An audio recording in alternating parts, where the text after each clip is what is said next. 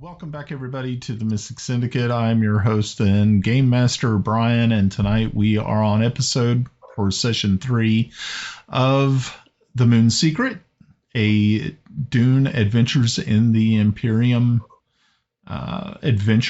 limited adventure.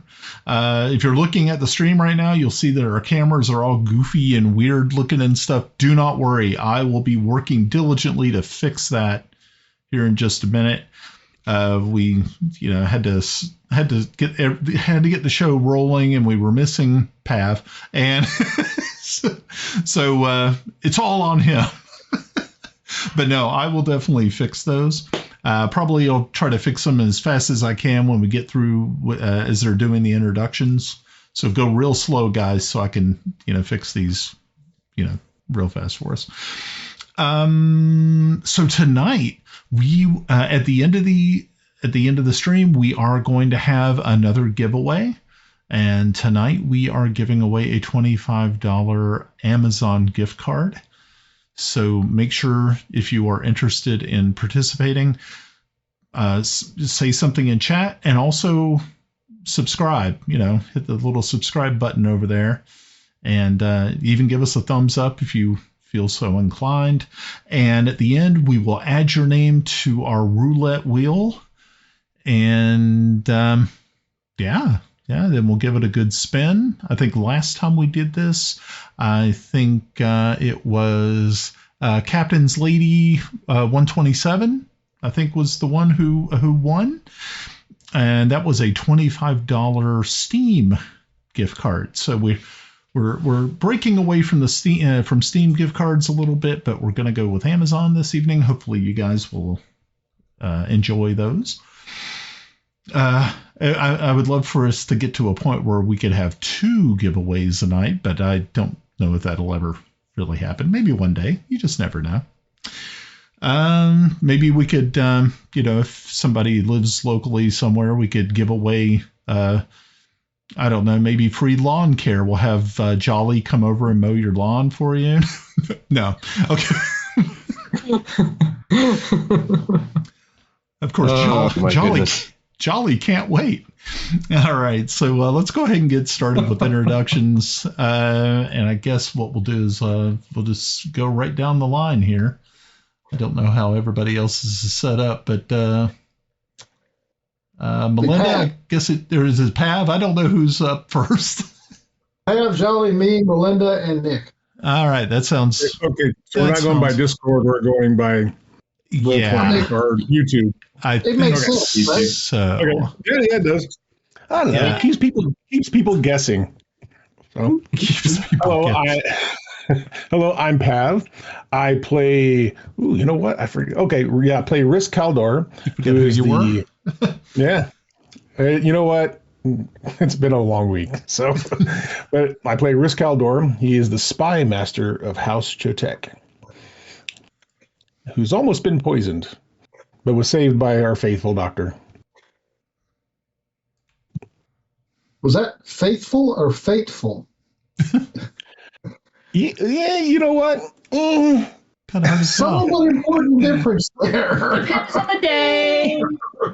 I guess it depends on your perspective.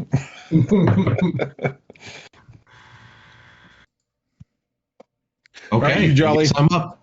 Yeah, I am Jolly, and I am playing Dr. Taylor Soon, the Sook Doctor, the chief physician of the House of Chotek.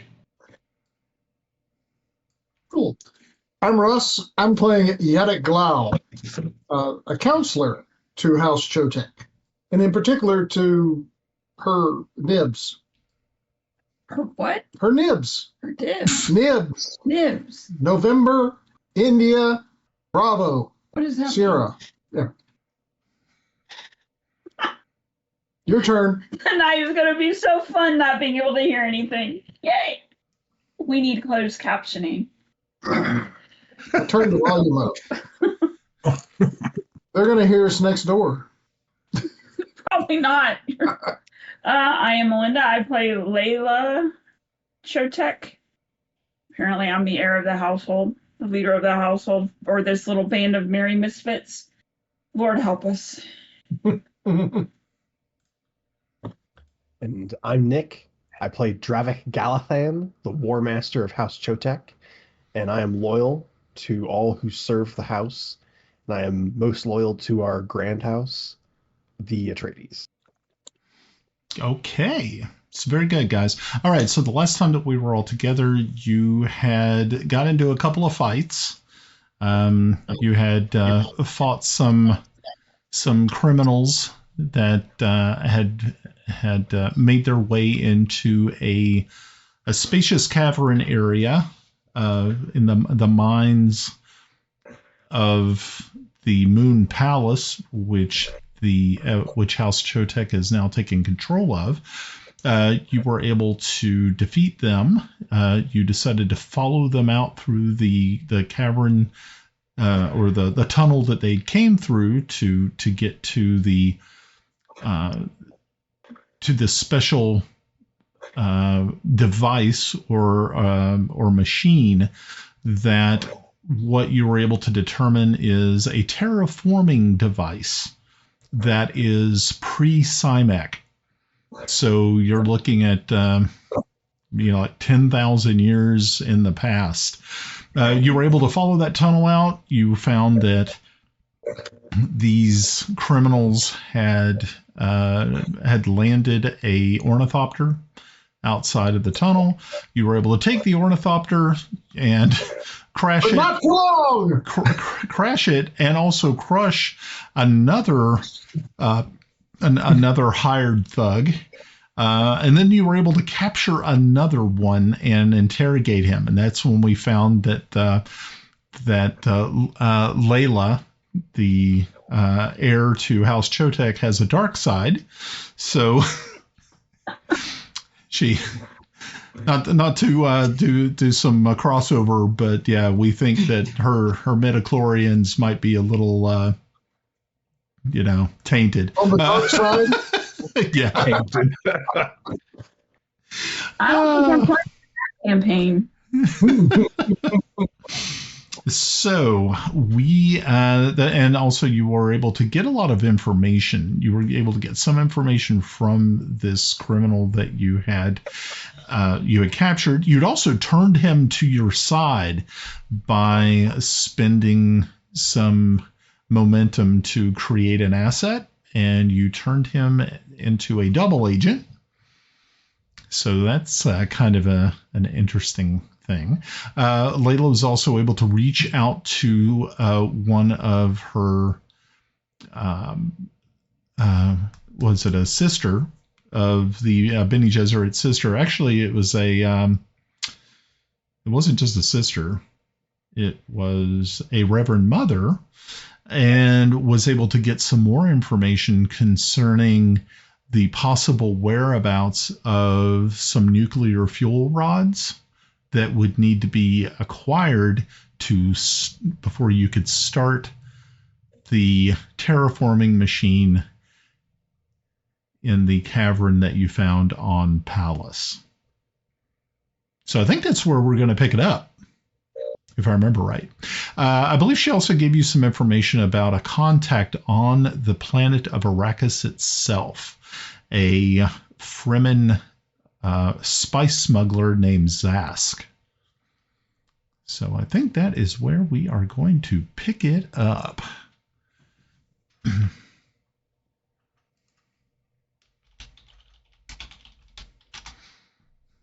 So Okay. We're gonna go are we going to Arrakis?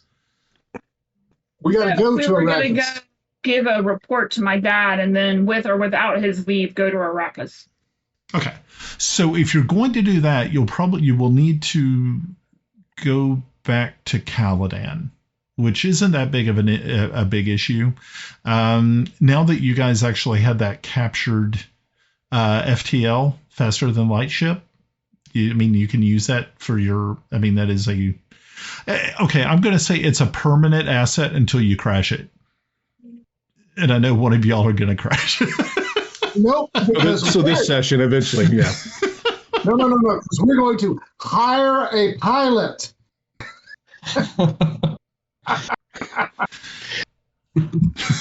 That's another loose end once we're done. Actually, do we already have a possible pilot as part of the household? I would imagine. With someone at least some abilities. Well, I know that there's one of you that has that. I think it's a trait that you can call upon, like I think it's you, is it not, Yadek? Yeah. Oh, You were the one that flew it last time.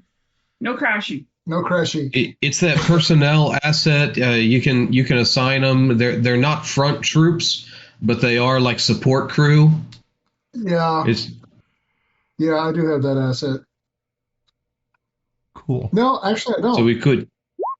Oh, I've got. Oh crap! He's already crashed it. All right, I'm going to open up the character sheet on my freaking computer. Okay. Well, while he's doing that, I might mention some things that Dr. Soon might be attempting to do. Taking and making like transport for the dead bodies. Looking to see if there would be like any sort of any compensation for moving those out of our morgue and getting them off the Moon Palace back to wherever they belong based upon treaties and whatnot.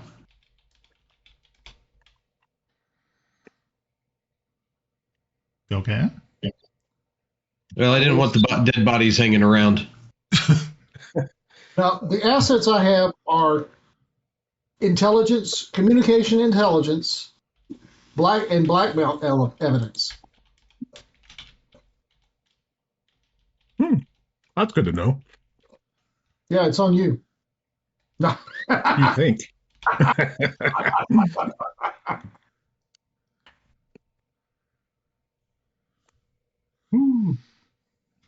Okay. I mean, we could possibly spend momentum, right, to create an asset for that? Ooh, that's a good question. Oh, no. I have warfare assets. Would FTL pilot be a warfare asset? I would think so. Yes. Okay. I think that's what you used last time. Because when you actually took control of the FTL, you actually so you wouldn't crash it. You called in that asset. What am I doing?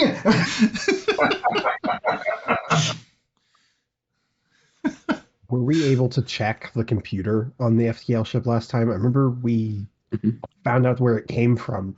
Yes. But were we able to like garner any more information about like mission logs or anything like that?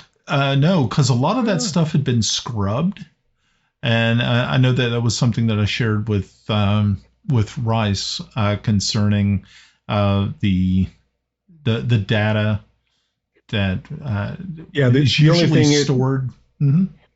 Because we had one of our sensors on it, we found one, and the only thing we got out of it was indicated it left Dula on Caladan.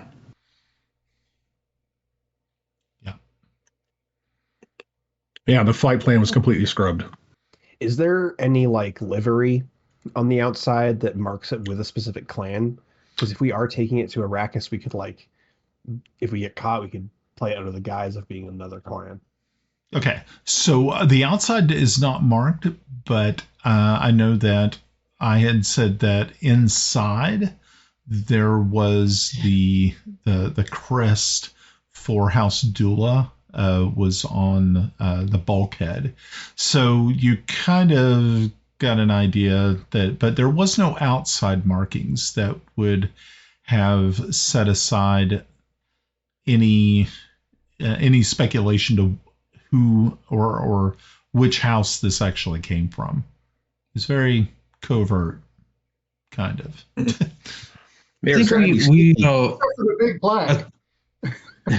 I think we had talked about taking and spending about a week to a week and a half getting everything arranged on the palace, making sure things were set up to secure this area on this moon. And during that time, if we need to adjust decor of the spaceship, part of that team may have the chance to alter it for our needs. Okay. So what we can do is we can say that that week is already passed and that you guys have already made the modifications. Can you just kind of give me an overview of what the modifications were? Oh, we have photon torpedoes. We have laser. No. Quantum torpedoes. Yeah. You have red lasers, blue lasers. Surveillance. I was just asking the outside. How much momentum are we spending? All of it. Okay. So what? Okay. So being that this is the beginning of another session, I've started. Usually, I believe it's like each session, everything gets kind of reset, if I remember right. So, being that there are 5 of you, I believe I get 5 threat, but you guys start with, I believe, 0 momentum. So you have to build some. So if I remember right, and remember, we're still learning this game. So. And if the outside is definitely, it's basically been scrubbed, so you couldn't identify who the house was from the outside. Maybe once we get back to where we're going, because we're stopping to talk to your father first, right? Yes. We can go there and see if maybe we can get some help, maybe putting some kind of insignia on it to help us along on our path. I mean, we're going to go whether he approves it or not, but... Keeping it blank could be a safe option, though. That is true. Blank is good. Well, here's another question: Is this the FTL ship that we want to use, or do we want to essentially hide this, contact the Space Collective, and hitch a different ride? Since we do have connections with the Space Collective, is there a way we could hide this ship along with our normal traveling ship on a Spacer Guild thing, so that way we have potentially 2 ships to get off Arrakis in case things go bad? So, okay. So, well, all right. So once you get to Arrakis, of course, the first thing, okay. So the way travel works is, of course, you're going to have to make contact with one of a Spacing Guild representative. Now, you guys already have contacts with the Spacing Guild because you make things for the Spacing Guild. So it's really not that hard to get a representative to actually talk with one. So once you do that, this is where your faster than light ship will actually come in pretty handy, because you can actually fly from Palace or from Caladan, depending on where the Hayliner is going to actually be. And then you can just park your FTL inside the Hayliner. I mean, they're big enough to carry those things, so it's not difficult. Now, of course, once you get to Arrakis, though, you are going to have to probably find other forms of transportation, especially if you're going to be going into the open desert. Who knows what is going to be required of you once you get there to talk to the spice smuggler Zask. That, is, of course, to unfold once you actually get to Arrakis itself. Yay.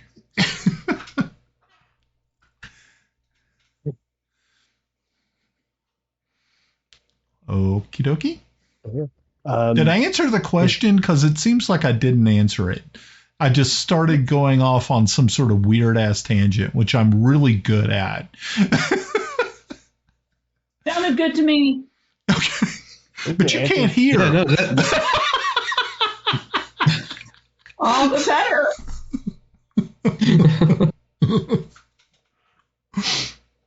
But yeah, go ahead. No, I'm just thinking that let's decide that once we talk with Layla's father, so we can make a determination on how we best proceed to Arrakis. Okay. Is that okay? Okay.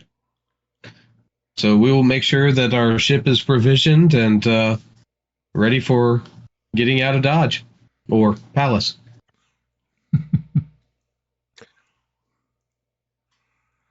Okay. So Yadek, you're going to go ahead and use that asset to call forth a pilot. Yes. Okay, so you now have a pilot for this mission. So and everybody is going to Caladan? Yes. Okay, cool. All right. It only takes really probably about 2 hours to get from Palace to Caladan. Being that you are in a faster than light ship, and you're still within the same solar system, so it's not like you're going really, really far. So, and so after those 2 hours, your flight was uninterrupted. There was nothing dangerous or anything that was out there in the inky blackness of space. So nothing to help us get momentum. Right. Nothing that will give you momentum. Yeah. I'm sorry. Boy, that sure bites. But yeah, so you were able to actually set down at the landing field right outside of Castle Chotek, which is right now in the throes of being taken over by House Tepa.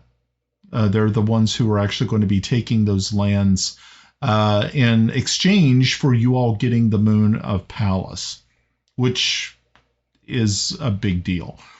So yeah, you're greeted there on the field by both House Tepa and also House Chotek technicians as they go over your ship, making sure that it is once again space-worthy once you go ahead and leave. But you are escorted by House Chotek soldiers to your father's office.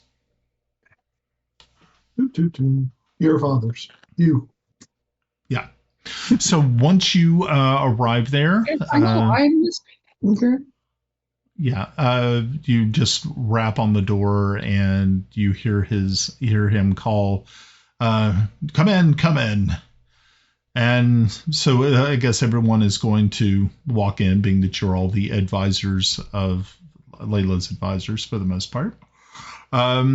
The Count stands up and he says, "Oh, well, welcome back. How is Palace? Is it ready?" Yes. But we have found something really cool. And he looks at given you, the sensitivity of the nature, I didn't trust computers and wanted to deliver it myself. Understandable. Then I verbally vomit all those things that happen. Okay, that's fine. So he listens as you spin this tale of discovery and also of your the combat that you had to undertake to get all this information. He says that he understood that there was possibly going to be saboteurs who were going to be left behind. He did not really know House Fortunio that well, but usually there may have been other players involved with what ended up happening on Palace before Fortunio passed away. So he was thinking that there was definitely going to be some sort of foul play. He did not realize that there was going to be ancient pre-Butlerian Jihad machinery left under the surface of the moon, and he is very interested in that. And so he presses you for more information about the machine and what it actually does. And I guess you're just going to vomit some more stuff out. Well, and pictures and the crafts and all the semitics, things that we have. You mean the schematics? I think it's schematics. I'm sorry. Okay, but yes, right. So Hey. You can't make fun of me for not being able to hear and not being able to speak. You got to pick one or the other. okay. Oh, Do you not teach English? I'm sorry, that was bad. I do. But you have to remember that it is basically this. We're reading this. Who did this? Who did that? I don't teach all the other stuff. I'm not an English major.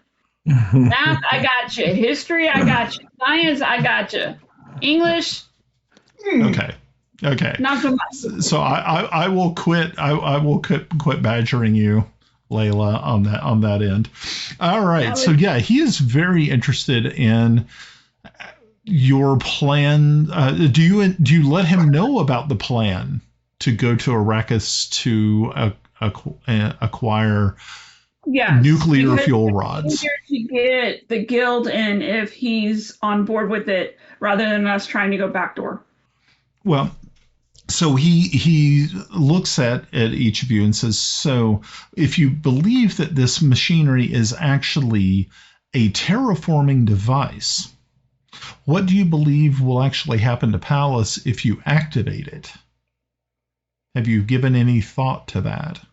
Yes, it would start to develop an atmosphere, which is the first step of getting it to where it can be actually habitable. Okay. So most likely whatever is going to actually happen once it is activated, the moon itself is probably going to take on, or I mean, of course, we're not really too sure how physics works with this, but I guess it will start to take on more mass so that it will be able to hold on to an atmosphere.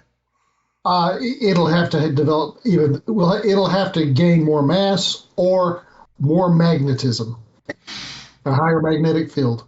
So we're not really too sure what will happen once you activate it. I'm absolutely sure that it will be to develop a atmosphere. So he at that he looks excited that the possibility of taking Palace to a completely different direction, because Palace with an atmosphere, even a breathable atmosphere, would be a big boost. Number one, because it would definitely save on equipment there. That would also be able to expand development on the surface itself. So he is all for this idea. And so he asks, so what is it that you need from me? Unless you can provide nuclear fuel rods or atomic fuel rods, we just need your blessing to go do it. Now, we understand that we are denied if we are found out, or disavowed if we're found out, but I think it's worth it. Okay, so understandable.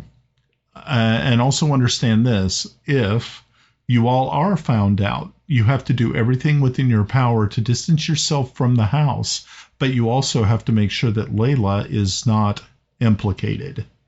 Absolutely. Excellent. Implicated in what? We have a room and restraints set aside, so she would be. It's like, she was kidnapped. Okay, good. You're gonna tie me up. Hush, woman.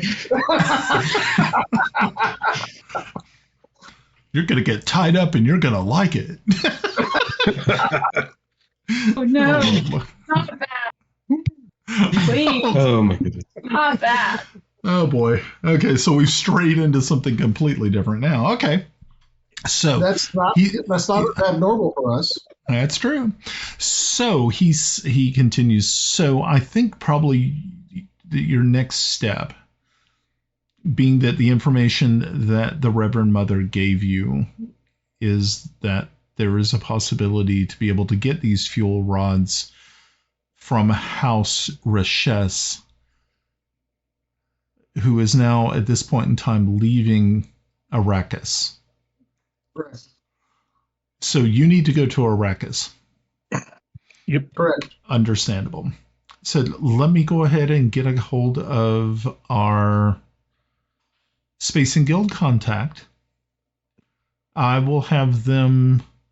Are you planning on staying here, or are you heading back to Palace? I need to be able to tell them where they need to send the Hayliner to once they enter this system. Well, we're here. Why don't we just leave from here? I'd rather. Yeah, I think leaving from Paladin less suspicious, or Palace less suspicious. Okay, well, I agree. then we'll leave from there. Okay. Well, I mean, you also kind of got to think about it. You were going to say, Dravek? We have a FTL ship, so they could park it anywhere, and we could reach them in a couple minutes. There's that. So if we want to remove all suspicion from Caldar or Palace, because Caldar also has Atreides, and we don't want to implicate our greater house. Also, all the little houses that we would possibly implicate if we do get caught. So actually, I have a list of the ones I do want to implicate.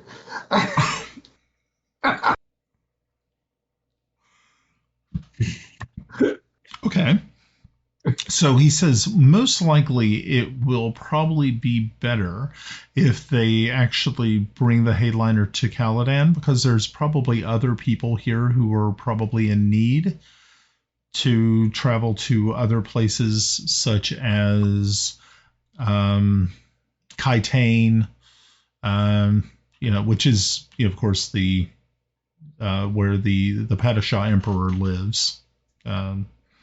It's where the Imperial House Carino is located.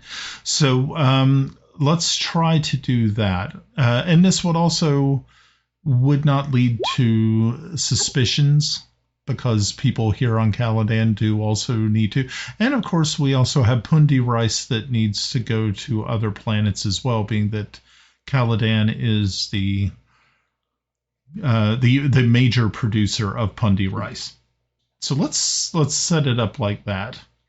Your Faster Than Light ship has no distinguished outside markings, so that will also save us some speculation from others who may be observing us. And trust me, there are houses out there that are definitely hoping that we fail on Palace. So the Palace with an atmosphere would not be failing.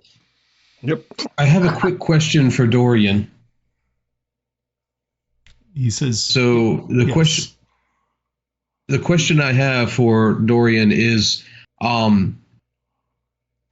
what might be known about movements of the House of Dula based upon court appearances, or have they been pretty much staying around Caladan or at this time for the House Dula? So far, there has not been any aggressive movements from House Dula here on Caladan against us. They're kind of thinking that I'm thinking that they may be realizing that there's not really much else that they can really do.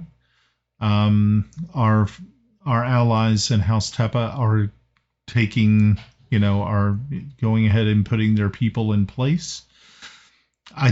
If they're planning something, it is definitely going to be very covert. So wouldn't because I'm sure out of Dorian character. I guess you all shared with him the poisoning of rice in the kitchen. Yeah, I was just getting to that, and I was going to Oh, okay. ask him also about our status, the kind of the political play between House Chotek and House Menial. House Menial is more of a, at this point in time, they're kind of a neutral house when it comes to they were at one point in time a nascent, they were at a time recently a nascent house that just recently was able to become a minor power here on Caladan, but they have not been in contact with us. And I'm also kind of believing that there's really a very good chance that once we leave Caladan itself, we are going to lose a lot of communication with other houses on Caladan. I believe, of course, our staunch ally, House Tepa, though, is going to, of course, remain steadfast in our corner. And if there's any situations planet side here on Caladan, that they will definitely let us know. Certainly. Yeah, the reason I brought up House Menial was that's who the servant girl that took the cyanide pill was from, and wanting to. Interesting. Certainly. No, it was there at our location in Palace. One of the former staff. She was a cook, an assistant cook, and I started the interrogation with her, and immediately, absolutely fidgety, heart rate went up, and before we could get through any of the additional questioning, she bit down, and I was unable to revive her and save her. In my failure, I apologize, but in so finding out from the records, she was from the House of Menial, and we could not find other connections at that time, in my understanding, to that house. Well, I'm sure that you did a thorough examination, so that is a little that is quite concerning. Actually, I did not realize that Menial had hirelings on Palace for the Fortunios. This is something that I'll have to maybe do a little bit of research on. Maybe I can get back some information to you soon. But while we're waiting for that, I will go ahead and contact our Spacing Guild contacts, and we shall get a Hayliner here as soon as they can afford to do so. Hey, Brian, in the meantime, I think Rhys is going to kind of see if he can get some details on what's on the location of, or unless we already know, the Zask, the spice smuggler. Mm-hmm. So yeah, he's going to kind of do his research, maybe reach out to some contacts and see if he can locate the smuggler, so we're not wandering around. Also, is it possible, since we have identification papers for this House of Dula guard, or the people we fought, are we able to manipulate those papers? Is that something that can be done? That would definitely be something you could try to do. We could go ahead and do a skill challenge on that, just to see if we can to do that. Momentum! Get you guys a little bit of momentum going. Okay. Yep. I had a quick question about the momentum. Sorry to interrupt there. Does anybody have the talent called dedication? I thought in session 0 somebody mentioned they had it. Dedication is a talent that if we don't have any momentum, I think it can gain us some. I do, and yeah, you're right. It gives us 1 momentum. I can use that talent if we have no momentum. Okay. Well, right now you have no momentum, so if you want to use that talent, feel free to do so, and that will add 1 momentum to your tally at this time. Yay! Let me double check on what it does exactly. I mean, the group does agree that maybe going in with some false identification might help us not get implicated just a little bit.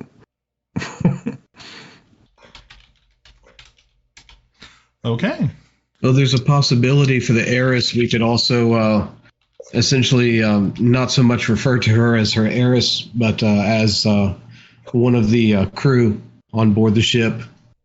And that might be the papers to alter if that's what we can do only. Yeah, definitely alter our identifications all together. Especially our good lady. We'll give her the name Padme because that's what your picture kind of looks like a bit.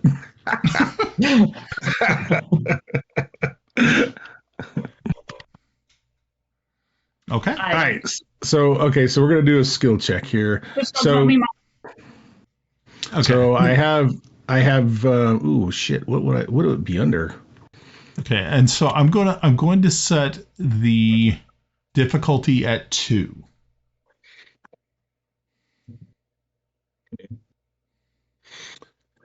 Okay. How would I do this? Well, no, I'm sorry. Yes. You have to get 2 successes. So I guess I would use duty as the drive because House Chotek survives because secrets are kept. So that's a 6. And then the skill. I do have deception from communicate, so I guess that would be a means of doing it.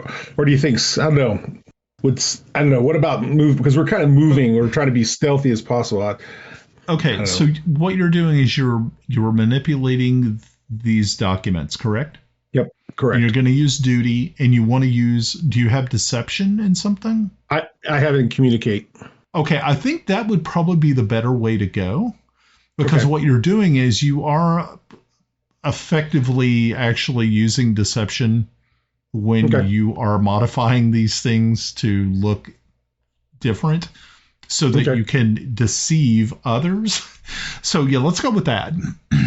All right, cool. Okay, so that's an 8 and a 6. That's 14. Okay. And now,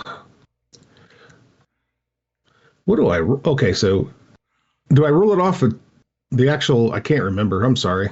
Okay. I feel like it's been a while. Yeah, you roll it off the character sheet. Yeah. Okay, so you need to get 2 successes. Okay. Okay. Well, that wasn't me, so I'm just trying to figure out. Why is this not working? Okay. All right, I'm just going to roll 2 d20s. That's just what I'll do.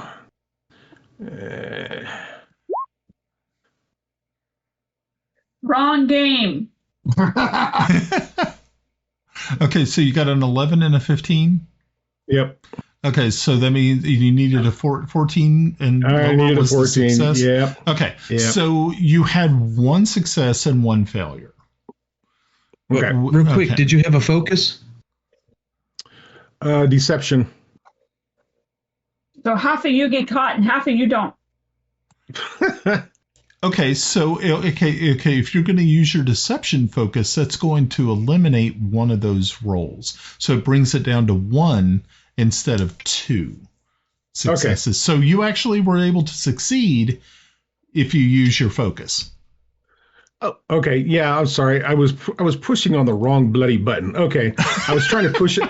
I was trying to push on the actual number, but it's the actual name of the skill and the drive. Okay. Yeah. All right. It's been a while. It has. I mean, we only play this once a month, so. So all 4 or 5 of us will have. Well, how many people were there to defeat? So all total, you were able to. Let's see, you defeated 2 in the cavern, and there were 2 outside. One of those you crushed with an ornithopter, and were unable to get any documentation from. So you had 3. So 3 documentations? Yep. Oh crap. All right. Well, as the spy master, I have false identity papers, so I don't need one. Okay. We'll definitely give 1 to the lady. I'll let the other 3 squabble. Fight to the death. I think we probably, since he has a big tattoo on his forehead, I think the soup doctor needs the other one. Okay. I mean, the thing with the Sook Doctor, I mean, we are kind of viewed fairly non-combative in the roles that we have. I mean, there's some valuable skills that are tradable if I am caught. So definitely, I would not see myself as a high priority, but Well, you're the advisor. You tell me. So I guess with the Sook Doctor, the tattoo, it just identifies you as Sook, right? It doesn't identify you in like a house or anything like that. Yes, but I am absolutely sure that there is a database of all the Sook doctors, so they can check it out to make sure somebody's not parading around with a with a tattoo. So I'm going a couple of levels on this one, but I think it's probably the most identifiable out of all of us. I'm thinking the only person that shouldn't get one is, and I'm sorry, is our lovely battle master, because we could make him look more like a guard or something like that. Well, I mean, in the sand make me look like a Fremen. Sugar cookie.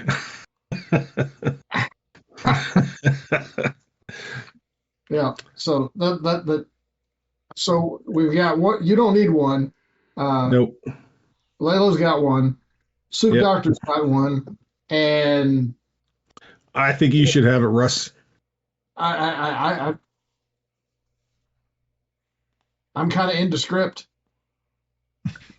Yeah, but if Yeah. you get caught, though, they could easily, torture you. And you Yes, but I have are the cyanide. military advisor. But I have a cyanide tooth. I'm gonna rip that thing out when you're sleeping. Mm. Oh gosh.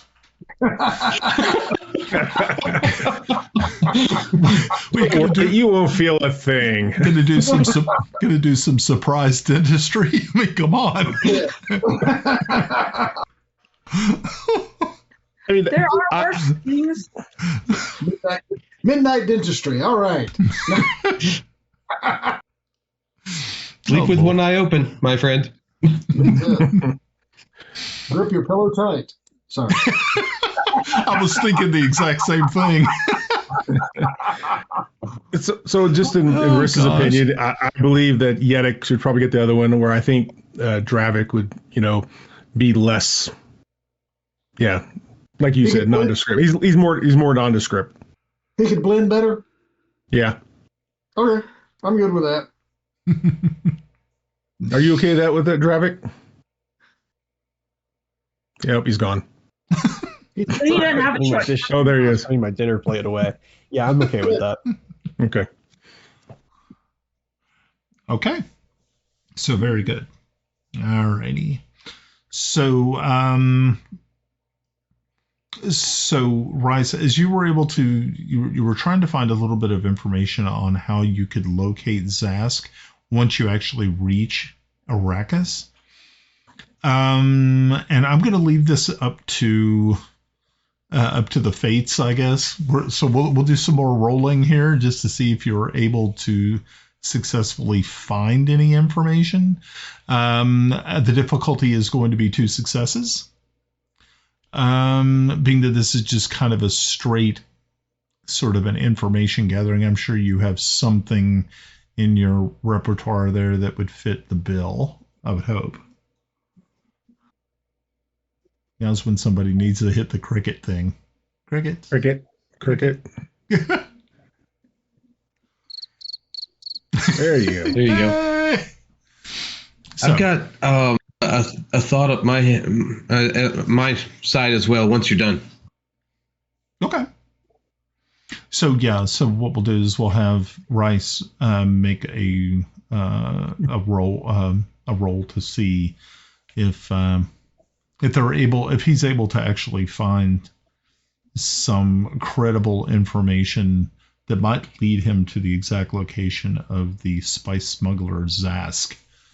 Yeah, sorry about that. I'm still eating my dinner. So I'm going to use truth because information is the only weapon that never dulls. Cool. And then, understand deductive reasoning and canliness. So, all right, going to go here. Hanley. What? Canley. And then submit. How many dice? 2. Using focus? Yes. Which focus are you using?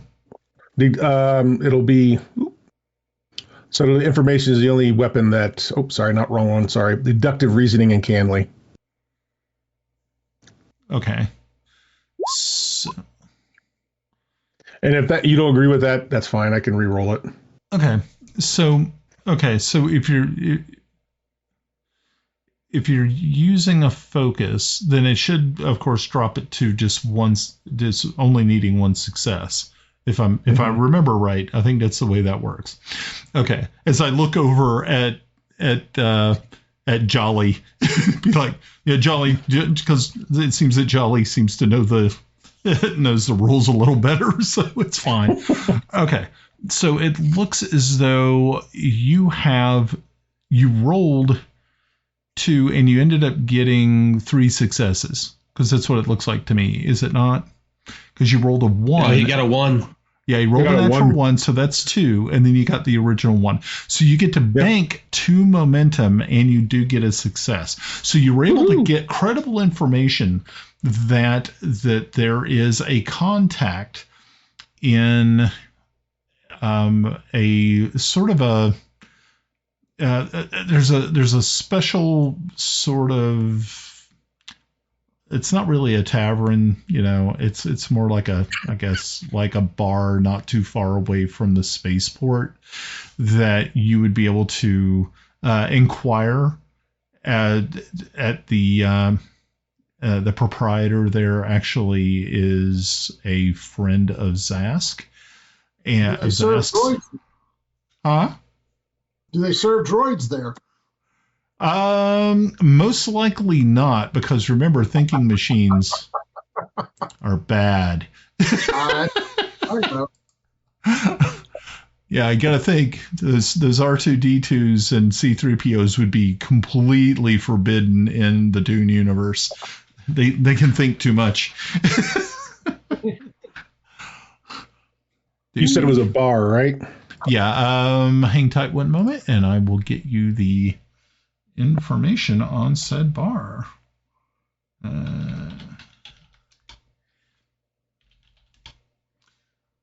Alrighty. When we go to that bar, it should be Rhys and I. So that way, if anything goes down, I can, fight someone, and that way Rhys can skedaddle while I fight them. I scanter away.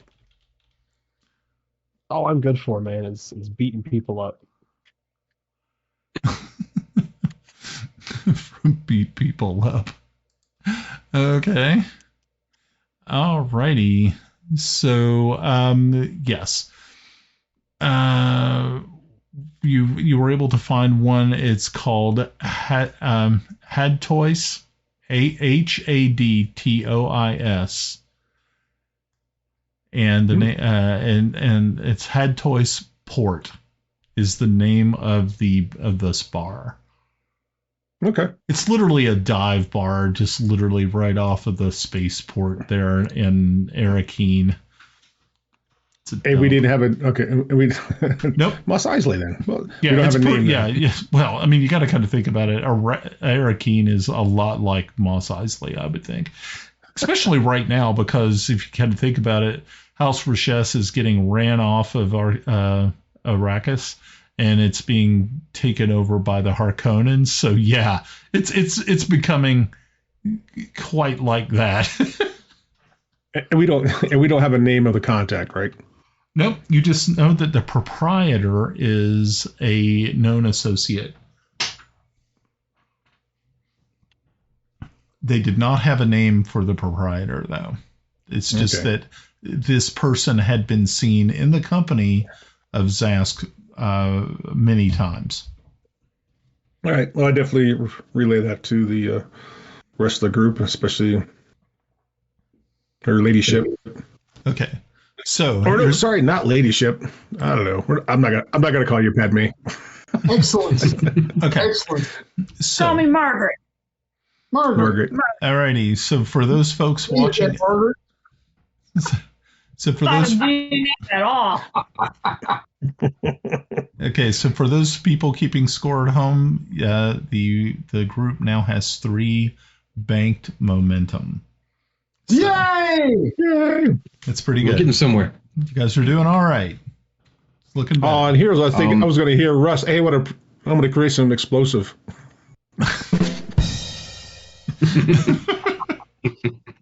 Perfect time. I tried to get my 2-part explosive, but he wouldn't let me do it. Yeah, I was just waiting for him. Are you still curious? I was waiting for him to say he wanted to modify his lead pipe. Plastique would make a good mace. Oh gosh. I would like to go ahead and make sure we have an arrangement of either getting some steel suits or something to face the environment of Dune, whether they are there waiting for us when we arrive or we pick them up here at Caladan if they're available. You're assuming we're going into the desert. I'm a doctor. I'm making assumptions. Sure. Okay. Nuclear atomic fuel poses a big tactical danger, so they're probably going to put it off in a far off facility. It's some sort of container for carrying. I would say that is a very astute observation, Dravek. Yes. You don't want to just have that parked, under your spaceport, I guess. And here you said you were only good for muscle. If it blows up people, I can kind of figure it out. Okay, so this is good. So within a day or two, you are able to get confirmation that a Space and Guild Hayliner is going to be picking up and dropping off people and, of course, goods and things of that nature here on Caladan. So as over those next 2 days while you're waiting for the Hayliner, you get a chance to kind of see what is going on with the change of houses from, of course, House Chotek moving on to Palace and House Tepa making their move into this area. So, is there any questions anybody has at this point in time before we get to the Hayliner? Any other thoughts? Any other? Would I be able to fit my squad on our FTL ship? Like I said, your FTL ship can fit about 20 people. It's a good sized ship. I mean, primarily you would think if it had been armed out, it would have been definitely something that you could easily deliver a squad or 2 squads worth of troops to a battlefield scene or something of that nature. So you're saying that our FTL ship seats about 20? Yeah. Is about to set sail. Whoa! While we're still in Caladan, is there any other resources or items needed for our journey? I'm sorry. Yeah, no. We got him! We got him! Oh God. Okay. I'm sorry. Keep going. Now I got it. Now I got it stuck in my head. Thanks. Want me to sing it? Go ahead and sing it, Brian. No. I can't. Sail is about to set sail. Bring your jukebox money. I like the 52. Somebody should take that tune and then just make it into like a Dune sort of thing. Like just talking about where All right, Bard. Go on, Bard. That's what AI was created for, was to just do stupid stuff like Stupid that. shit. Yep. Yeah. Speaking of AI, I can do it on my own.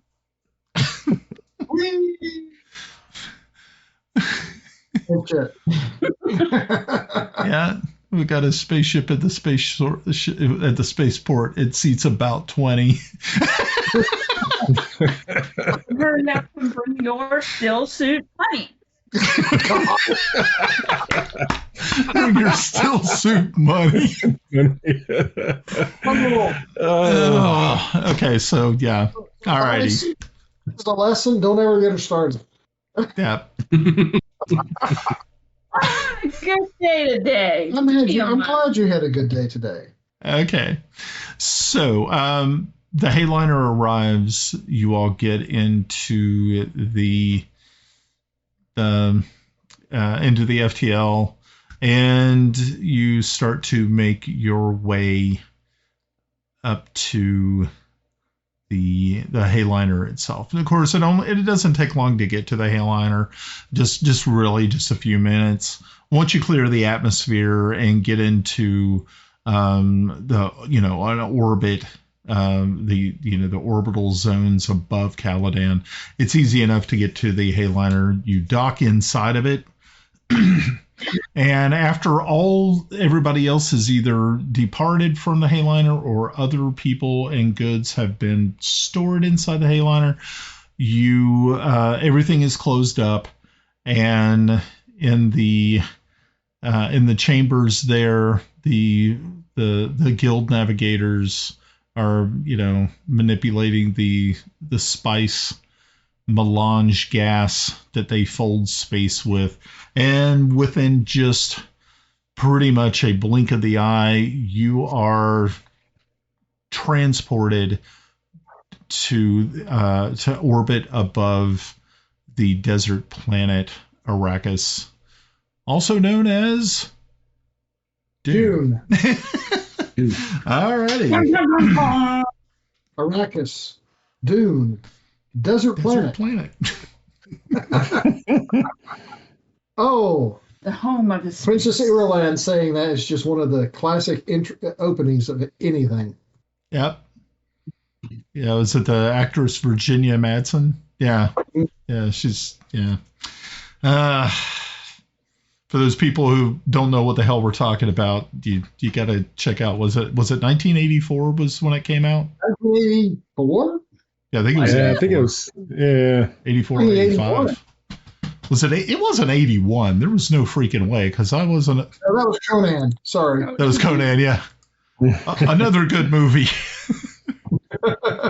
Love Conan. Okay. Good deal. What is the riddle of steel? Yeah. Okay, so. Have you ever seen the opera for that? Oh, we got to check that. Oh, wait, an actual opera? Not the one that Yeah, the 5-minute opera. Oh, the one on YouTube? Yeah, okay. Okay. So, so you disembark from the Hayliner and start making your way down to the spaceport there in Arrakeen. Once you dock in Arrakeen, of course, okay, now, Dravek, you brought your team with you, and of course, the pilot was provided by Yadek, so most likely moving through town with a squad is going to be a little bit, probably a little bit suspicious. Yeah, I mean, I'll just leave them on the ship. You can leave them on the ship with the pilot. That's probably the smart way to do it. That way we have a ship to go back to. Yeah. That is true. And so you start to make your way out into the spaceport. So once you're off the ship and into the spaceport, you can definitely see there's a lot of things that are going on here. You can see that there are workmen removing the banners from House Rashes. You can see that there is kiosks and things that were set up by that house that are being removed, packed.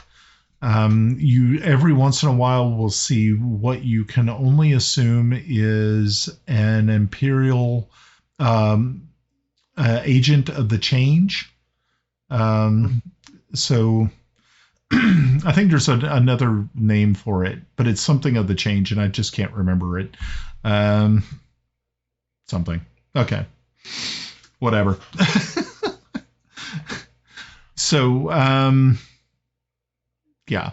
So, yeah, you can see that there is definitely an Imperial presence, but only in such as that it is only that person and maybe some of his staff that is helping oversee these things. You have not seen any Harkonnens yet.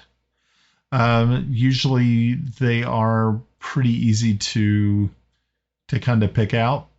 But right now all you see is the frenzied work of these maintenance people trying to break down and pretty much erase House Richesse from Arakeen.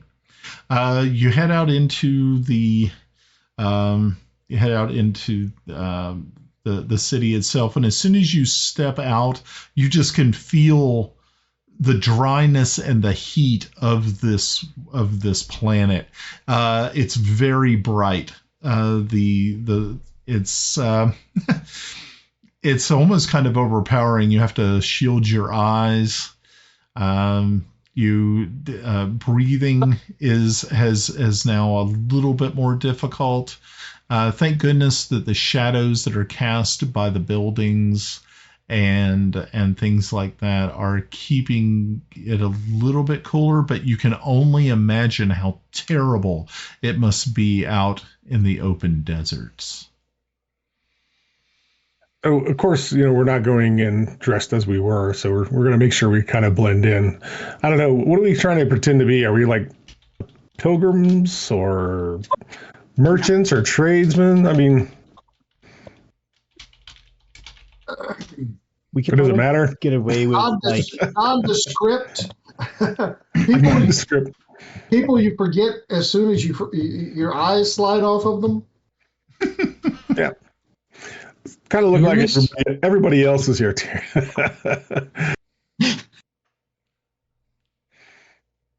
I'm assuming we're all like wearing just like ragged robes and stuff like that, like fitting for peasantry on Arrakis. Yep. Okay. Yeah, I mean, that would definitely work. I mean, if you try to make yourself look more like, of course, you can't really look like a native because you don't have the blue eyes. But of course, there are other off-worlders. Yes. There are other off-worlders here that, of course, have taken up residence on Arrakis and have started to dress more like the town locals. You don't see a lot of people walking around in still suits here, but every once in a while you'll see a Fremen, and they usually are, they'll have a still suit, and of course they will also have like the cloth wrappings and like cloaks and stuff like that kind of cover those things. But so yeah, you're able to locate the tavern or this bar, this dive bar that and once you walk in, you can see that the time of day, it is probably a little bit afternoon, and that's why it is just so blistering hot and just so unpleasant outside. Sand, of course, blows around your feet. Little bits of sand. They try to keep the streets, clear of sand here, but sandstorms are pretty vicious here on Dune. So you walk in, you take a look around, and you can see that this place is full of what you would kind of expect. People kind of dressed like you or worse. A lot of people sitting around at tables, low murmuring chatter going back and forth. You see that there are a couple of people who are walking around bringing obviously drinks from off-world stuff. Water here is extremely rare, and it's literally gold. So you don't really see a lot of that actually happening, but you do notice that being that House Richesse was actually at one point in time a very wealthy house, they had tried to set up some creature comforts for for the people here, and one of those places being able to bring in spirits, beer, things of that nature. For the locals. Now it's pricey, but so you're one of the a young Fremen woman walks up and says, "Would you like a seat?" Yes, Yes, please. Yes. And so she Is there like a Oh, sorry. Is there like so it's got tables, but there's no. Do we see an actual bar? Yep, there is actually a bar with like some sort of strange machinery behind it. You all recognize it as sort of a dispensary unit. It's something that is common. And but so you could actually sit at the bar, or you could actually take a seat or a booth. Hmm. So she directs you to either one of those options. I think I'd like to sit up at the bar. Yeah, we're trying to get information in the bar. Okay. So yeah, she just points over to the bar. Please feel free to take a seat over there. Take every other seat.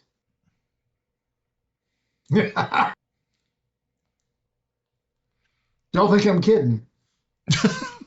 No. No. Have y'all ever gone in and taken over a bar? Nope. No.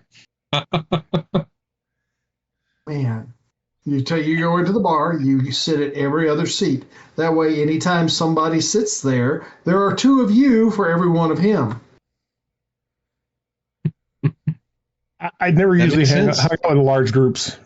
What's that? I never hung out with people in large groups. Hard. Oh, hush, woman. Back in the Army, we had a bar we went to called the Sundowner when we were living in El Paso, and that's what we did when we walked into the bar. We all sat every other seat. That was also the place where I would go to have fights. So your mileage might vary. Tactics. Okay. So That could be an idea. yeah, you go up, you sit at the bar. Are you doing the every other seat thing? Yes, no, maybe so. I'm fine with that. Okay. Sure. If So, it works. And people get nervous. They might not want to sit by next to strangers, so they won't eavesdrop on our conversation. yeah, it's like going to the men's bathroom and go into the urinals. Make sure you got to stagger it, right? Yeah. Yeah. Similar, but definitely Similar but different. Something women will not know about. I have no idea. Okay, so I have a newbie question, real quick about this. I've watched Dune, but I've never. I mean, it's been a long time. But what do they use for currency? Is it water? okay, so as far as the Imperium goes, Solaris that is the name of the currency. So I mean, Solaris are used all across the Imperium. As far as, of course, like on Arrakis, water is like I said, gold? it's like gold, but I don't think it's actually. I mean, I guess it could be a trade item. Okay. I don't see why it wouldn't be. Now I know that the Fremen usually will hoard water in caches and stuff like that under their sieges. So I don't know if they actually use water as a type of currency, but I mean it has such an importance. I wouldn't doubt that it couldn't be. I'm just kind of curious. When I'm reading It the has book, value. It has value, so it can be used as currency. I was thinking so. I mean, because especially here, I mean, of course, water like on Caladan is like whatever, it's falling from the sky for God's sakes. So it's definitely regional. It would definitely hold some sort of value. It does hold value, and it can be used as currency. So damn it! If Russ would have done his damn job, we would have made sure we brought some water. When I was reading the book, the Fremen just hey, you want to see me make water? Oh, sorry.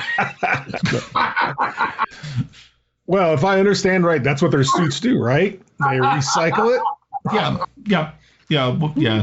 It's stored in catch basins, along the suit. Trust me, before I ran this game, I must have watched was it 1984? Yeah, like twice. So I can remember all the things. I like the 1984. I think it's superior to all of the other ones. I like it. But the Sci-Fi Channel miniseries and the most recent 2 movies all have different takes and different details. So yes. I think there's value to all of them. Yeah. I don't know. Only the original has Patrick Stewart. There we go again. Okay. In the book, though, sorry, on the water thing, Fremen are like a barter society. Yes. But when they make contracts with each other, they, especially like life debts, it's not like, oh, you owe me your life. They directly use blood to make water. And when you make contracts with them, they oftentimes you're like pledging your body's blood to someone if you're making like a pledge to their leadership. Or if you're trying to make a deal with someone, you're like, oh, you can have the blood of the people we killed because that's going to get them at least a good bit of water. Right. Well, yeah, because I mean they had a way of being able to extract the water from the dead. So that was yes, that is totally true. Yeah. Okay. So that's kind of neat. All right. So you're in this bar. You're in the Hadroy's port, and it is, like I said, it's a dive. You're sitting there at the bar, kind of just looking around, and eventually this older woman, Fremen woman, walks out. And she starts going to each, and just takes orders and asking you if there's something you would like to drink. She says at this point in time they're kind of low on food stores, but they definitely still had spirits and beers and things like that. Beer. Okay. Beer. Why? Because beer has more water in it than alcohol, than mixed drinks. Okay. So, yeah. She fills up as many flasks as she needs to. Now, mind you, the devices that they drink out of here are not like containers, because of the dryness of the air. The evaporation is very, very quick, and so that they have special. You're actually drinking from. It almost looks kind of like a. Probably one of the better. What are they, like a Stanley cup? with a straw. So yeah. So that's right. Got to preserve water. Water is life. So so that she gives those to you, and she continues to wipe down the bar, and she tells you that each of the beers are 2 Solaris, which is something you guys easily have on you, being that you are this entourage from House Chotek. Chotek is actually pretty wealthy. We don't know anything about any House Chotek. Right. What you talking about? Of course, she doesn't know you guys are house, but just as information for you guys, when it comes to Solaris, because of the nature of the business that you all, run in, the making of the capsules for the guild navigators Space and the Guild. suits that they use. Y'all are pretty wealthy as a house goes, especially a minor house. So, okay. So, and she just continues to wipe down the bar as the other two Fremen that are in here are tending to other customers. Anything else you're doing? I'm gonna kind of put out one of these Solaris and ask the someone who buying hard are you the proprietor of this place? She turns and looks at the Solari that you're proffering, and she says, "Yes, I'm Kareth. I am the proprietor here. Who's asking?" Okay, hold on. I'm writing this down here real quick. Yep. Kareth. Kareth. Gotcha. All right. Writing it down right in front of her face. No. My name's Torvelik. I'm in search of someone. I'm not sure if you could help. The person goes by the name Zask. She just looks around really quick. And I'm whispering this. I'm not being too loud about this. Good. Okay. Yeah. She's like, yes, I know Zask. Do you know where we might be able to find him? I know exactly where you can find him. But I need to know what you need him for. I didn't think of a back thing. Hurry up!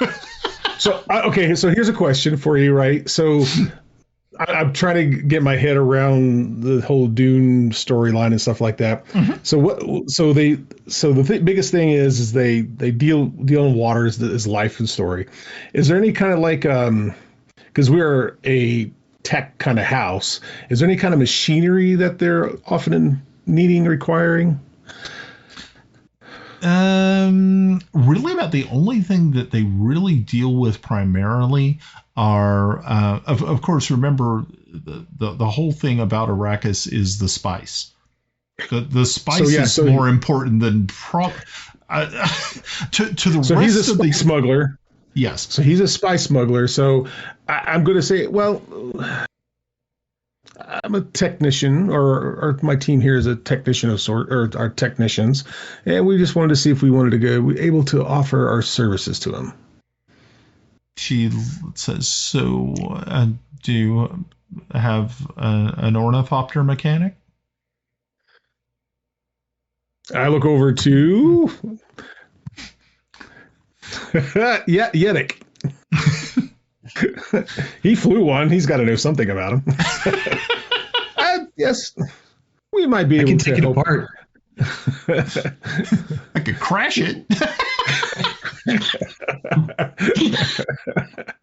You're muted, Russ. I didn't hear you. It's falling with style. Falling with style. There you go. No, I fly them. I don't fix them. Okay. She says, "Look, lady."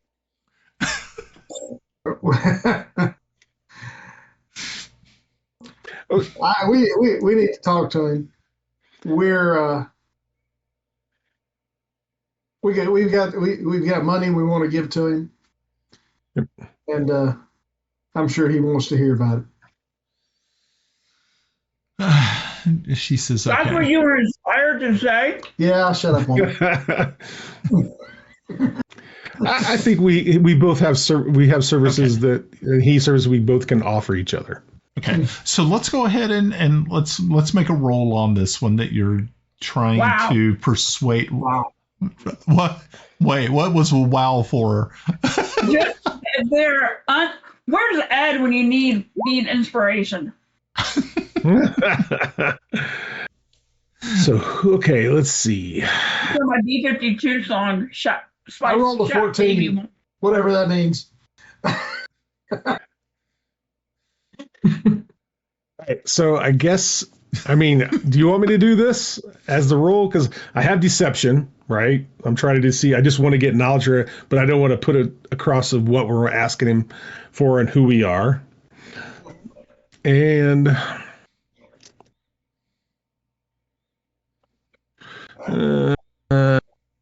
like secrets are kept. I don't know. I'm saying information is the only weapon that never dulls. Knowledge and influence is stronger than force. Okay, we'll go with power. So that'll be a 14. Okay. So let me go here. 2 successes. Are you using a focus? Yes. Okay, so maybe 1 success is all you need. All right, so oh crap. Where'd my screen go? Hold on. I'm trying to. So I use power. Okay, so it was power. All right. Ryan, that sounds like a Beatles song. 2 Another dice. song I can play with. And using a focus. I put Spice Shack in the chat. Ooh. Damn. Oh, that looks bad. Well, I got 1 success. Yeah, okay. Yeah. So, yeah, you got 1 success and 1 failure, but you only needed 1 success. 1 success. Yep. So you're good. You don't get to bank anything, but at least you got 1 success. All right. Very, very good. Okay, so good. So, yeah, you're able to convince her that you are actually here for Zask's good and not some nefarious plot against him or whatever. Okay. Being that he is as you know, a spice smuggler, he can easily run afoul of many different organizations. Of course, the Spacing Guild is one. The Merchant Guild Chome. Yeah, if he goes, that's also a good way to, get your body left in the desert. Yeah.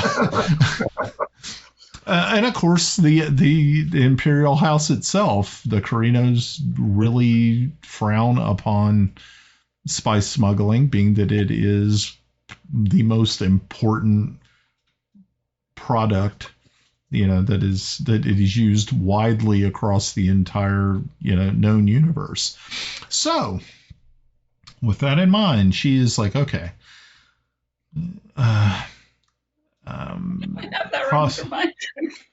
So what you'll need to do is once the sun goes down, you can meet me back here, or you can stay here. We still have several hours before the sun sets. So once it does, meet me here. Usually we close right after sunset. And then I shall take you to where you can meet Zask. Okay. So, would she be able to recommend a lodging house that we might find? She says most likely at this point in time, being that there's so much turmoil going on in the city and there's so many new people coming and going, it's really kind of difficult to find lodgings, but she says that they have 2 rooms upstairs that you could use. How much are they per night, if I might ask? They are 5 solaris a night. I feel that's a decent price for my understanding of this place. Yeah. Well, you got to think the place is a dump. So the place is a freaking dump, We'll take them for now if that's fine. Is that the next song? Is it like spice is all you need, or like love is all? Okay, great. All you need is spice. Spice is all you need. Okay. So I guess you will take the time to go upstairs and look at the lodging. Now, of course, the buildings here are not made of wood. They are made of sort of like an adobe brick sort of construction. Rammed earth. Yeah. So you kind of have to think about it like that. It's so, and it also helps to cool the interior of the building, and especially in a place like Arrakis and Arakeen, it is definitely needed. So you're able to find these two rooms, and they're actually not bad rooms. The beds are kind of small. The rooms are about like medium size, but there is definitely couches and chairs and things like that to set in. So Any windows?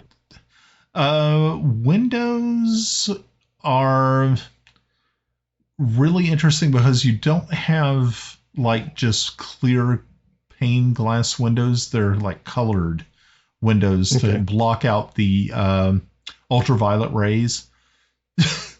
So yeah, I mean there are definitely windows.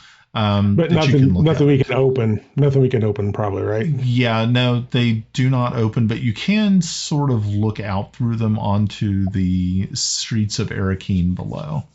So the door is the only way in or out. Okay. That's about it. All right. I'm going to watch the door. Okay. Cool. Watching the door. I have a question for the group.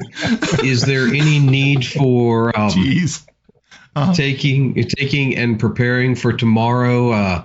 Possible renting of an ornithopter or anything of that nature for searching around town, people to bump into or chit chat up in the marketplace, or maybe even I could go see if there's a Souk doctor of the House of Rishi that might have some information. Any thoughts from the group? That sounds like a good idea, but the House Rishi is the one that's getting kicked out, yeah? Right. He may have already left. He may have been on the first line to leave. But we can always check. I'll tag along with you because that sounds like a risky maneuver. Just going to the other house and asking what's up. I think I don't think we're going to get much out of that. Yeah, I think if let's wait and see after we talk with Zask. But I think you agree. I think we need to getting more information. Rhys is always about that, and maybe determining on where we go and how we get there might be worthwhile. But maybe let's just wait after we talk with the freeman. Okay. Perfect. All right. So yeah, the time passes slowly. Unfortunately, you just kind of trying to relax, try to get your thoughts, get your heads into the game. When you finally realize that the sun is definitely set, darkness has started to fall over Arakeen, and you start to make your way downstairs.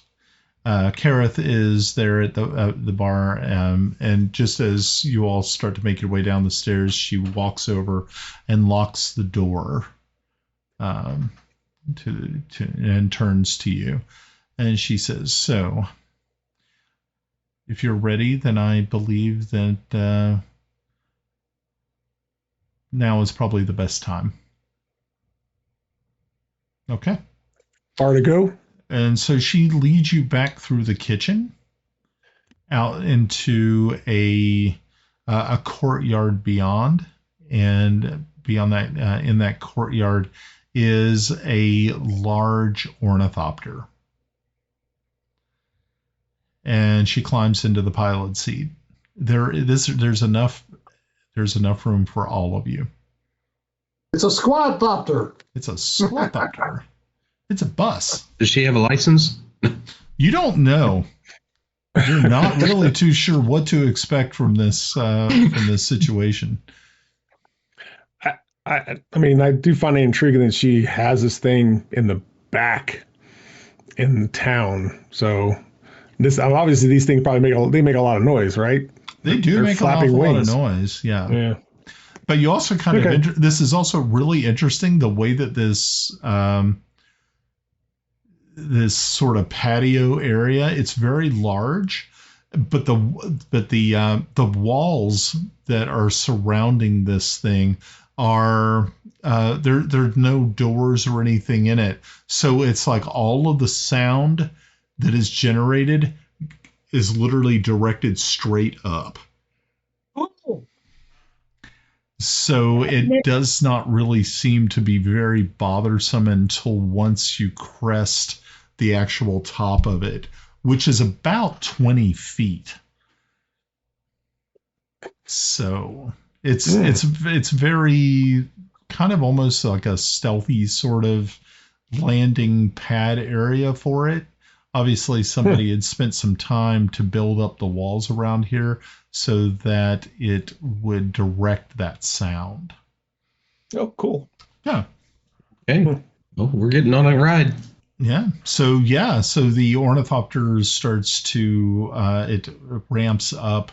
Kareth starts to pull back on the directional sticks that are used to operate the ornithopter, and it lifts off into the air. And within just a few seconds, you crest the wall and you start to make your way over the city of Arakeen. Then just a moment, you're over the shield wall and into the open desert beyond. Of course, at night, the desert is very, very different. Where during the day, you would need special glasses to be able to look and to see because of the brightness of the sun, shining off of the sands.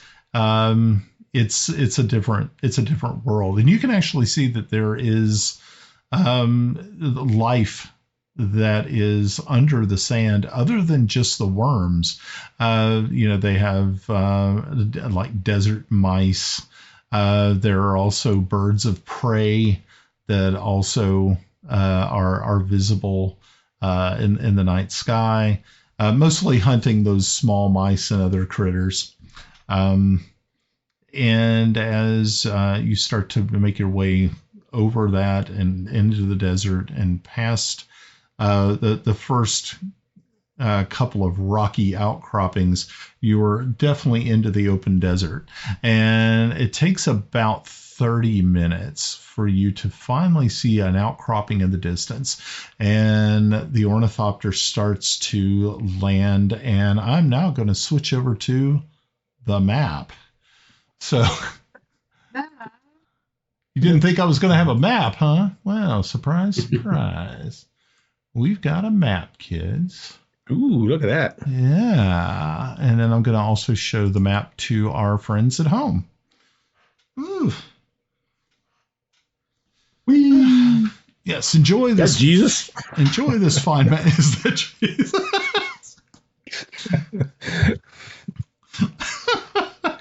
Oh boy! That's what I was like. Is that Jesus? Okay. There's just too many good folk songs to do with this. Is there now? Okay. Oh yeah. We now Don't you forget about me. Dune, Dune, Dune, Dune. I did Spice Spice Baby. It's in the Dune adventure chat. Spice Baby. I saw the Spice Shack one. Yeah. Spice Shack. Okay. So But also all you need is spice. yeah, so as the ornithopter lands, you all start to pile out. You see that Kareth just sort of waves through the cockpit, staring up at a man who is staring down on you all from this like outcropping here, and you kind of gather that this is obviously the man that you're looking for. And as you start to step away, from the ornithopter. The ornithopter takes off and starts to fly away, leaving you here with in this little desert outpost. Right. Your inspiration is a little better now. I was going to pay her in the morning. And Greta, I see you've been warned. I've been what? Yeah, you've been warned. Dragonfly Mom 5 has been warned. Duplicate text. Oh. Oh, yeah. Yeah. Next thing you know, I'm going to have to ban you from the chat. That's okay. You're fine with it. Be like, yes, I volunteer as tribute. Ban me. So are we? I guess are they? Did he indicate if we go into the tent that's near us, or do we walk up to this guy? He actually shouts down to you. Come on up. And so, yeah, we're going to change the layer. Okay, cool. Alrighty. So, yeah, you can actually, just move along the sides there until you finally are you're all going to meet inside of his tent. All right. It might get kind of crowded in there. Yeah, that's okay.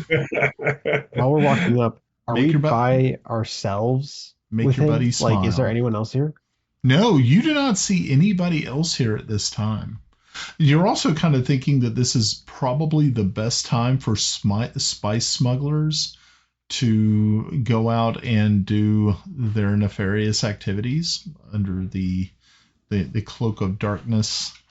And so he stands inside of his tent and says, Kareth said that you were looking for me. What is it that you want? Are you here for spice? Ironically, no. The spice of life. He says, then I do not know what sort of business that you have with me. Pam. I had one good roll and one decent roll. You know what's going to happen at the third time, right? Well, if I stick to your normal schedule, you'll get a natural 1. No, it'll be a critical 20. Well, I think it should be either our advisor or our lady that should do this bit. Advisor, I'm not supposed to be here, remember? Okay. We understand that you have access to various different wares. We're not necessarily interested in spice per se. We're aware that there are some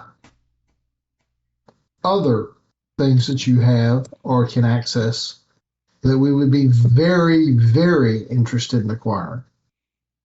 These things would be atomics. Oh, so you're looking for weapons?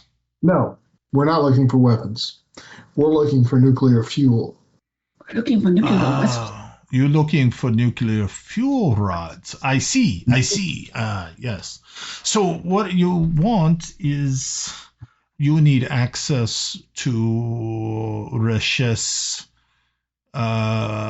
nuclear bunker. Yes. I see. Yes.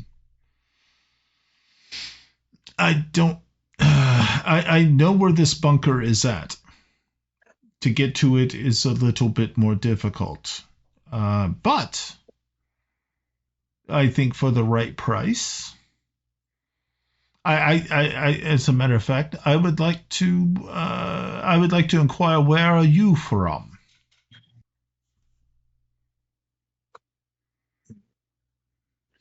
Chotek.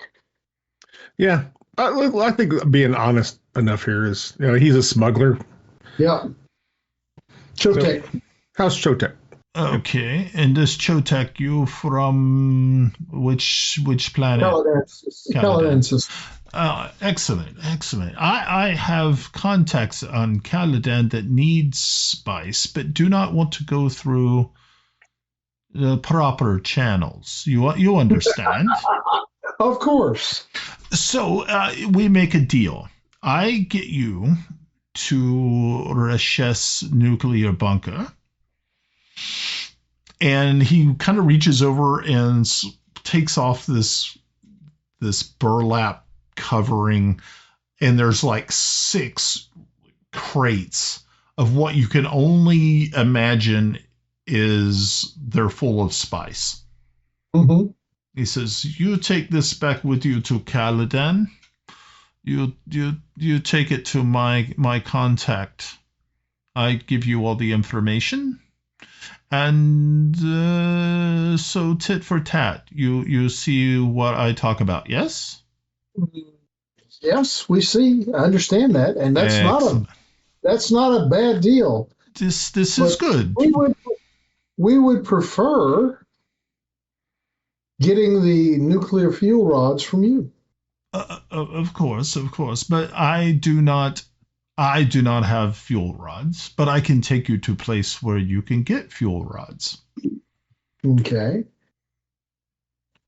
So, do you have any more information on this place so that we know how many people to bring, or if we need weapons, or you understand? If I was you, I would definitely. If you are here on Arrakis, you need weapons.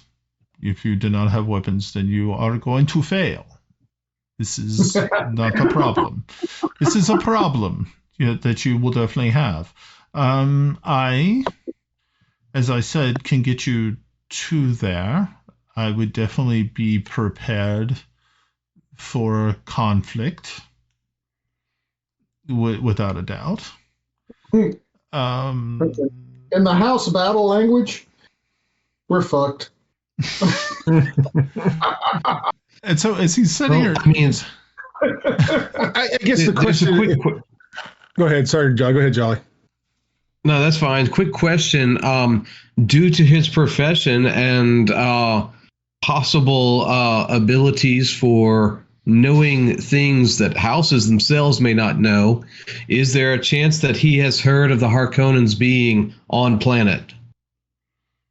He says, I have not seen Harkonnen here yet, but I do know that there is possibility of Sardaukar here. Oh, shit. They watching over the transition. Would it be also likely to assume they would be guarding that nuclear stockpile? I would say most likely that would probably be true. But I don't think there are many.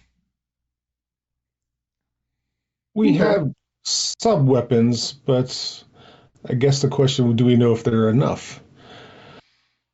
Would you be willing to allow us to use some weapons if you have any of your own here at this location? Improvised fuel air explosive. Of course, I could possibly allow you to walk away with some things. I have las gun, if that would be useful to you, but I would say most likely it would be very dangerous if you are to face Harkonnen or Sardaukar. Yeah, they would probably have shield. Remember what happens when las gun hits shield. Well, if you're behind enough cover. I don't think you have enough cover.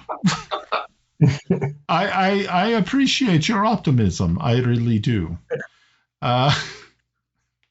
Okay, I need everybody at this point in time to make, and like if we were playing D&D, it would be a perception check. I don't know how we're going to pull this off in Dune.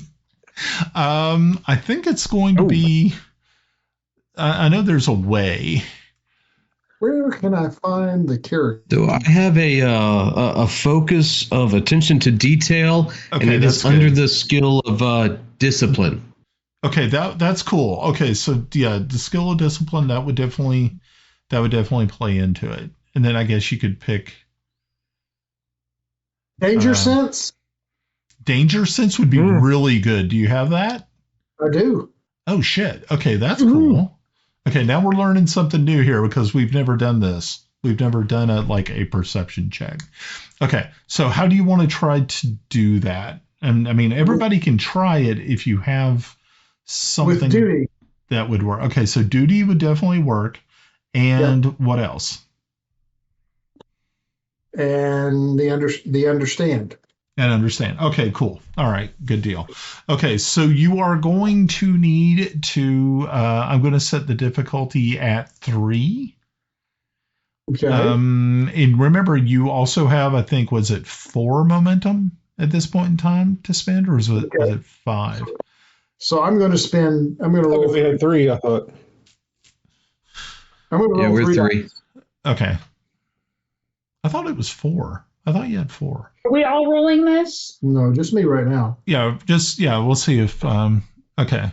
We had one. We got one from Nick's character, and then we got 2 from the 2 good rolls that I got. Right, and I'm burning those. Okay. You burning all 3? Yes. So that'll give us 3 dice. Okay. No. Okay. Don't you get one No, already? you only do burn So one you per already dice. get 2. If you spend 1, you get another die.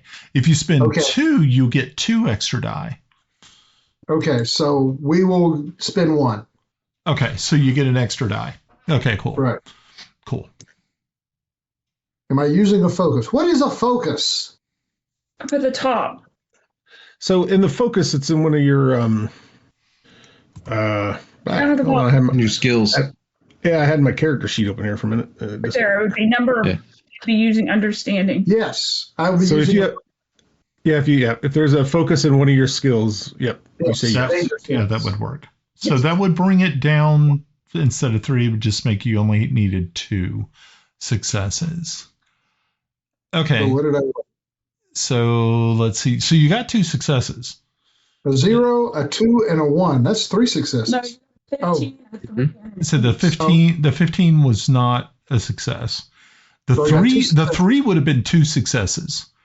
So actually, you are able to bank one of those successes. So you end up getting that success back, and you got 2 successes. Okay, so very good. So you're still back at 3. So this is really, really good.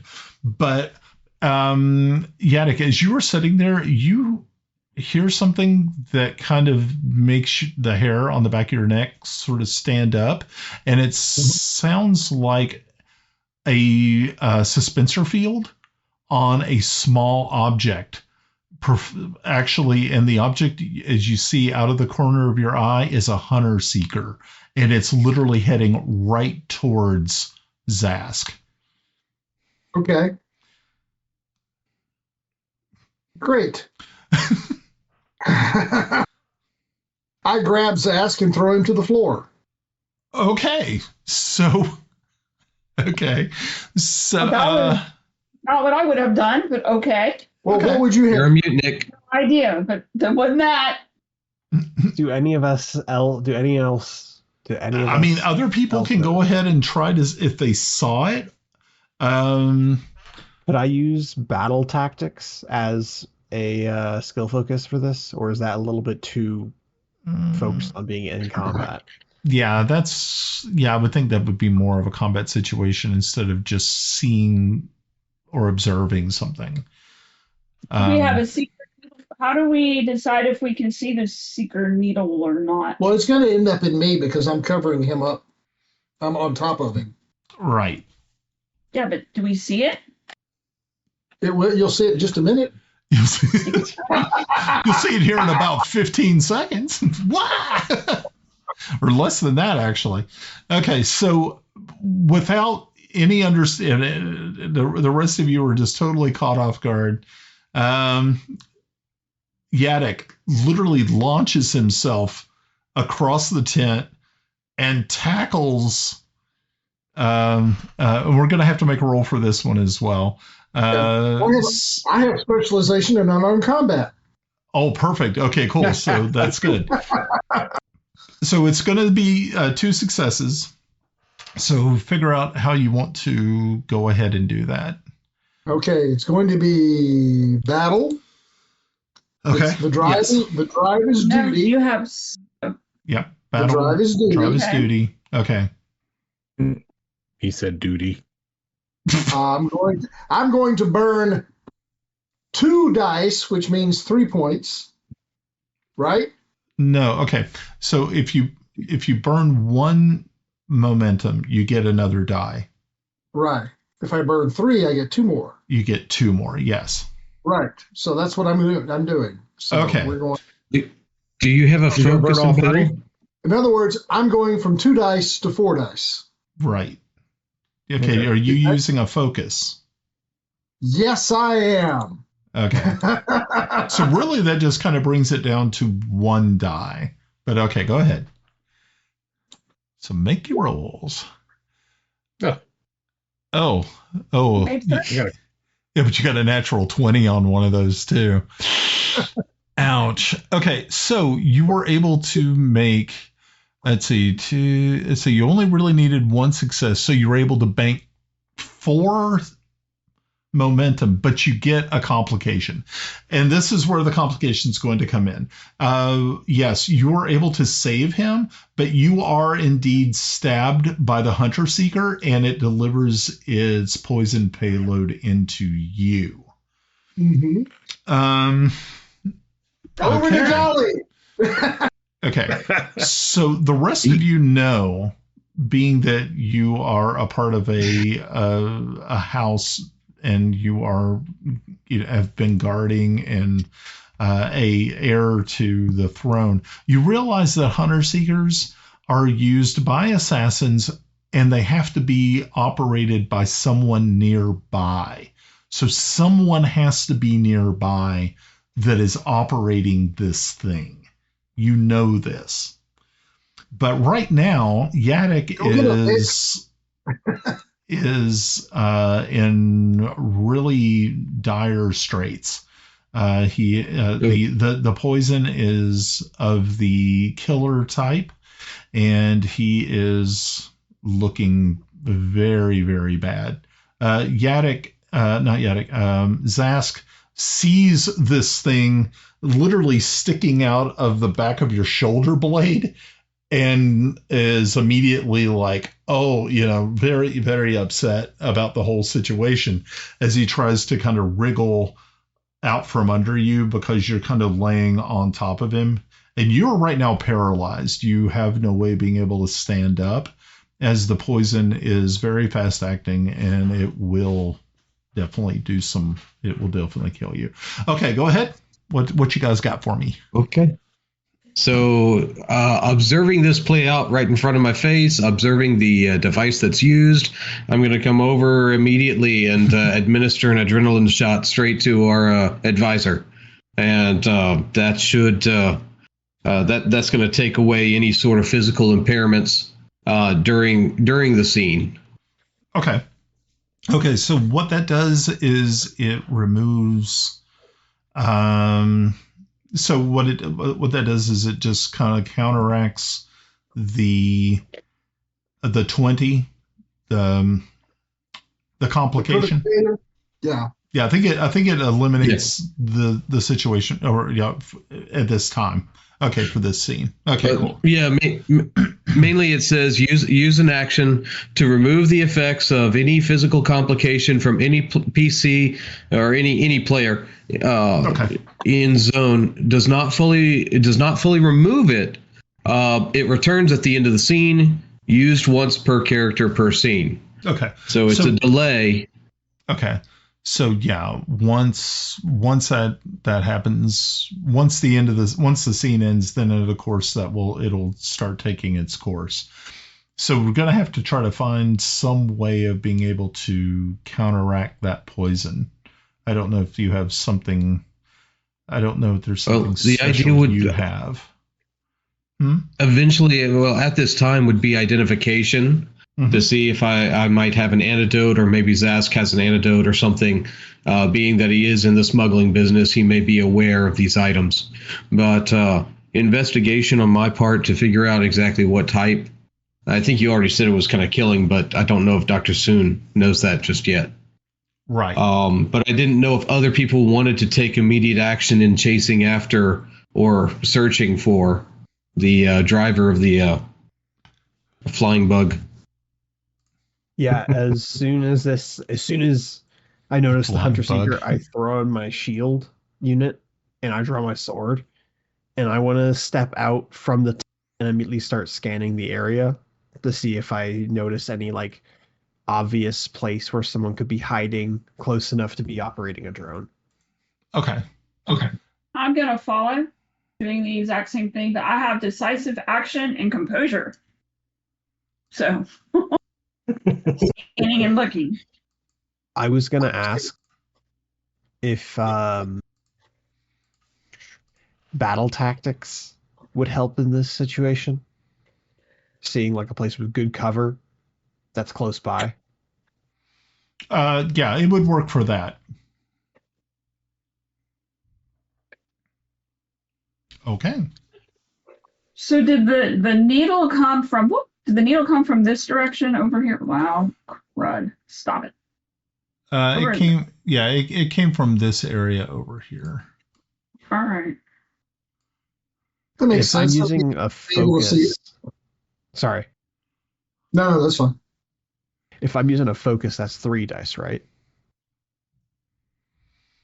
No, what happens if you use a focus? It just lowers the difficulty of the amount of dice that is or the amount of successes needed. Sorry. What happened? I clicked decisive action. Okay. Yep. All right. I didn't mean. Okay. So yeah, Dravek, you were trying to do. What were you trying to do? Scan the area around to see if there's any place with like cover. Yeah, at this time, from your current location, you do not really see anything that would lend to knowing exactly kind of where someone might be hiding. That's all you know of. So are really, these are these like cliff rocks, or are these like like this area right here that you guys are in is higher than the tent. You would not be able to see, like when it was asked, he actually stepped up over here.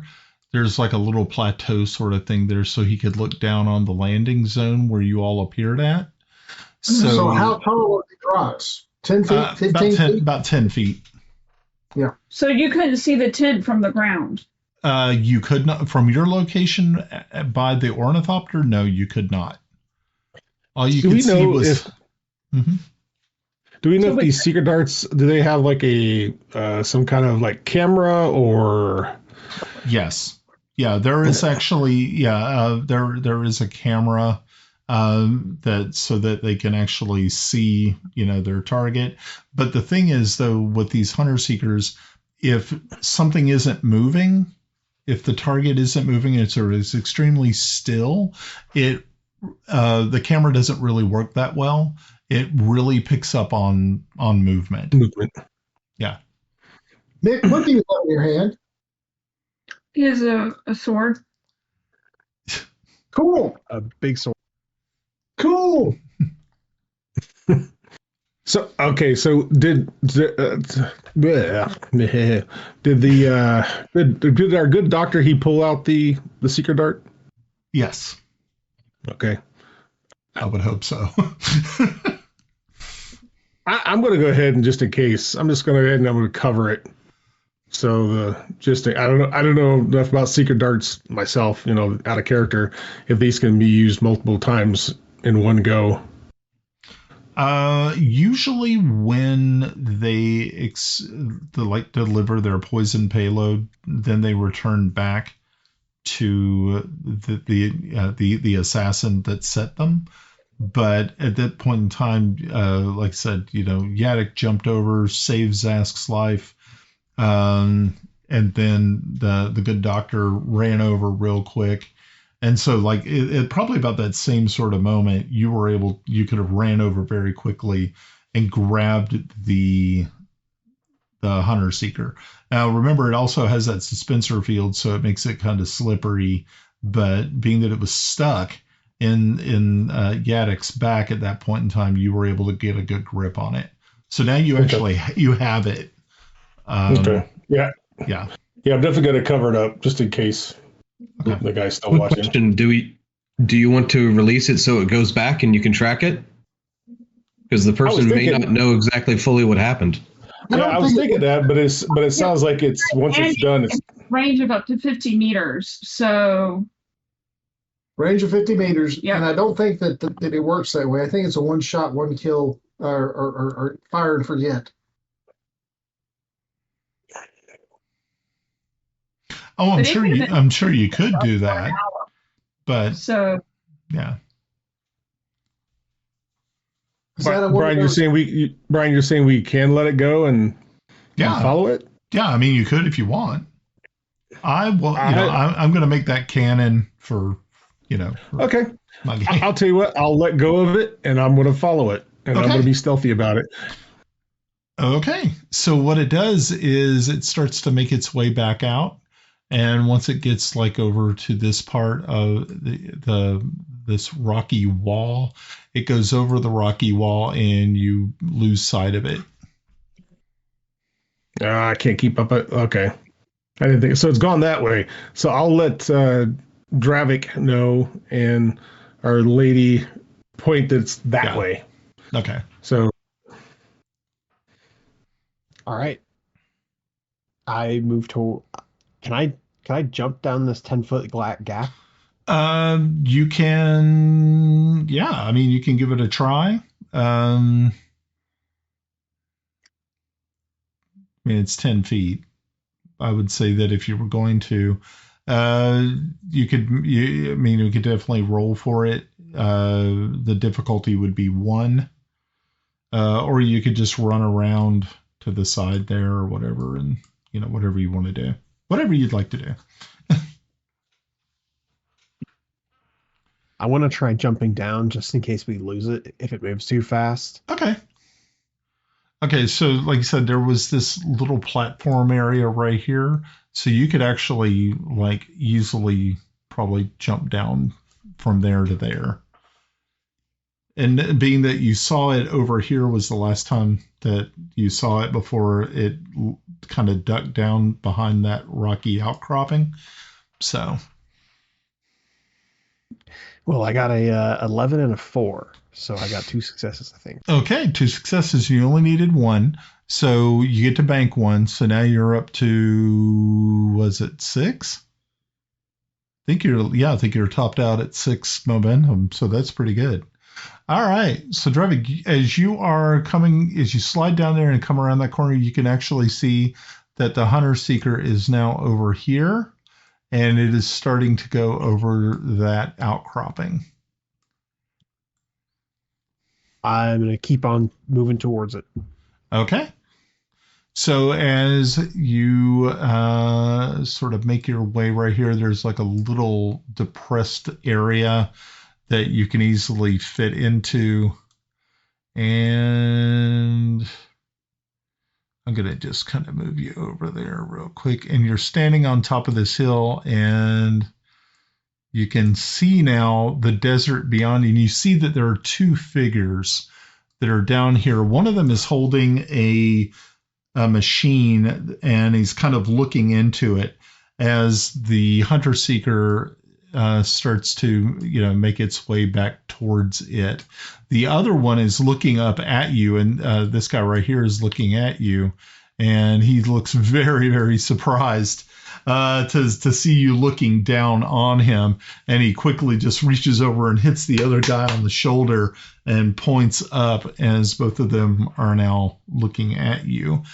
And so we are going to go into our initiative.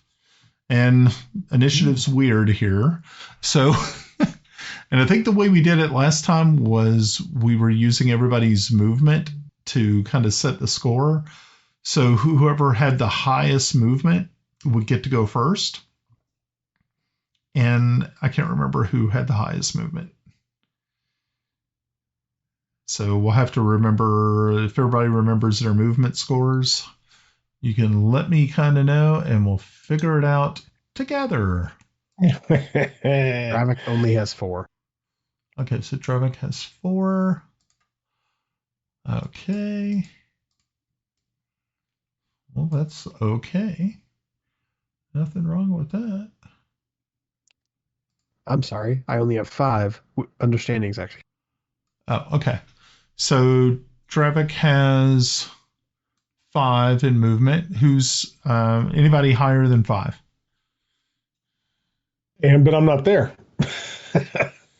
That's okay. Does it matter? Yeah, it doesn't matter. We're going to go ahead and do that because we're going to get into the move, being able to move boldly and move subtly and all that good stuff. Okay. So I have a 6. Okay, so you have a 6. Anybody higher than 6? I don't think so. Okay, so that means that, Rhys, you're actually going to go first, and then one of the assassins will go, and then next would be the next one down, which I think was it Dravek had 5. And then, do you want to don't you got to put a grid up, Brian, or something? Yeah, I should probably put up a grid. Let me put up a grid. Let's see, where's all my grids at? I know I have them. Oh, okay, here we go. Here's a good grid. I'm going to place it on that later. You can also you could just define the zone if you wanted to. Yeah, that'd be cool too. I mean, we don't have any sort of distance moving that we can do. Usually it's moving one zone to the other zone. Okay. So I've set this up. I think this is probably not too bad. So what do you guys think? Not bad? I think that'll work. No, looks good. Okay, cool. I'm going to move that back to the map layer. Let's see if it'll let me do it. It did. Okay, cool. Alrighty, so we are here, and Rhys, you are up first. What are you doing? Well, I wanted to stay here because I didn't want the doctor to be left alone, but he does have. Well, I look at it this way because, like I said, it's been a while since I had watched Dune in any format. I'm thinking the Freeman now, since he's a Freeman, do they have some kind of code or something like that? Because Russ saved his life. Yes. So he should be okay. So I'm going to assume I have some kind of, at least a little bit of knowledge of that. I'm going to go out and I'm going to stealthily move to, and I can only move to one zone at a time, right? Correct. All right, so I guess I'm going to go here because this is the little plateau you said, right? The little plateau is right over here. So you could actually move to that plateau region. Mm-hmm. Yes. Okay. All right. So I'm stealthily kind of moving there. And I'm going to see if I can I'm going to watch where Dravek and Layla went to. Okay, so you can see Dravek is like over here. Okay. And you can see him staring down into the desert below. Don't know if you can actually see Layla or not. I don't know if you can see her on the map. Maybe you can. Maybe so. Yep. Yeah, you can actually. Okay, cool. Yeah. Alrighty. So, okay, so you move stealthily, and so that is where you are at now. Okay. So, anything else you wanted to try to do? I don't think there's anything else I can do. Alrighty, so this assassin here is going to try to use his dart gun.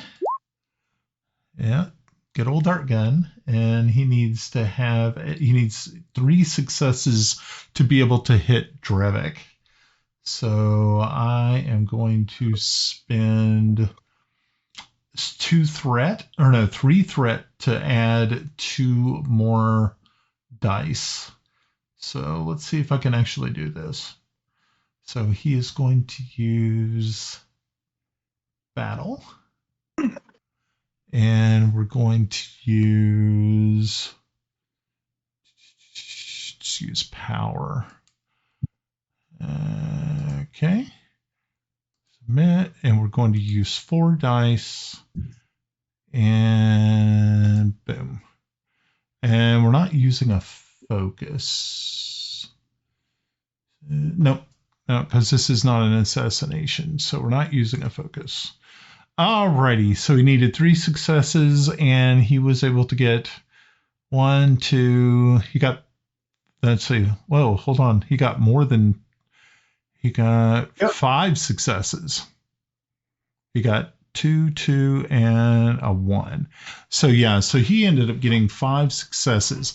So with those 5 successes, that is, I believe, if I remember right, that's how much damage you take from that dart. But he had turned on his shield. Yeah, I turned on my shield. When did you say that? Way back in the tent. Yep, he and I both did our shields at the same time. Okay, I don't remember either of you saying any of that, but okay, I will say that happens. Okay, so it just kind of just hits the shield and does not penetrate. All right, good deal. Okay, well, that was easy enough. Alrighty, so next up is Dravek. What are you doing? Shields work until they don't. Until someone hits me with the slow blade. Yep. But I am going to utilize. I'm going to run towards the one that's not using the machine, and I'm going to try and move boldly into the next zone. Okay. Okay, and you would only. Okay, yeah.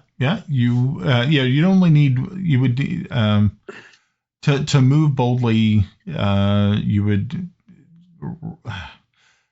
being that you were having to go down that side of that hill, you would only need a 1 success, but you ended up banking 1. But I think you guys still had.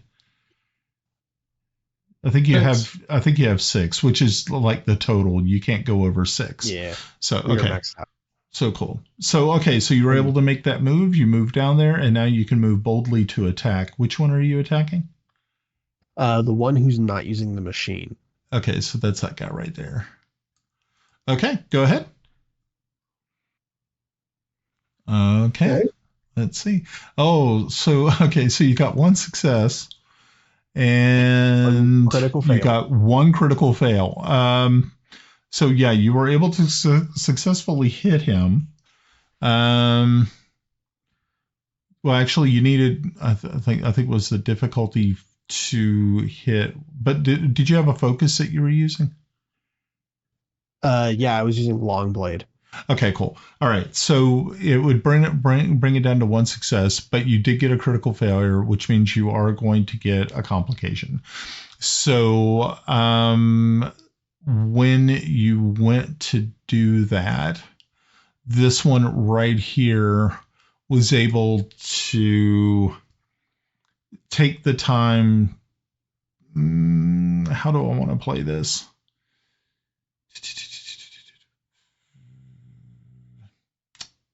Dang. Okay, he's going to actually take the time to load another Hunter Seeker dart. Okay, but he can't use it yet. So that is your what is it? Your complication, which means that on his turn, he may use the dart on you. Instant death. Yeah, because the Hunter Seeker, though, I don't think it can move slowly and it can penetrate the shield. So, got to be careful. Okay, so here we go. Let's see, that was Dravek's turn, and now so it's going to actually be that guy's turn, and he is going to try to use his Hunter Seeker on you. And so he is using. How is he going to use this? it's probably going to be battle because he is kind of in a battle. Yeah, power. Smith. Okay, he is only going to use 2 dice. And boom. Okay. Oh, wow. So he ended up getting 2 successes, but he needed 3. So to hit you, he needed 3. So he was he was not successful. Alrighty, so the Hunter Seeker just kind of whizzes past you, but he on his next turn, he could end up having it loop back around and try to hit you again. But right now, you are safe. So who was after Dravek? He had 5 move. Who's next? 5. But you're prone. Am I? Yeah, you're not going anywhere. Well, Paralyzed, buddy. Well, wait. Okay, no, his complication. His complication has been suspended until the next scene, so he can actually act. He can actually do something. Okay. Yahoo! Okay, so make your move. Look, I'm on adrenaline. I mean, I'm flying at this point. Yeah. Okay. Okay, so yeah, you move to that location. You need to make a move check, and you need a 1 success. All right. This is obviously boldly. Move! Yay! Yeah. How many dice do we get? 1? Nope. 2. Oh. Okay, but he only needed 1 to successfully maneuver down the side of this escarpment. Okay. Yahoo!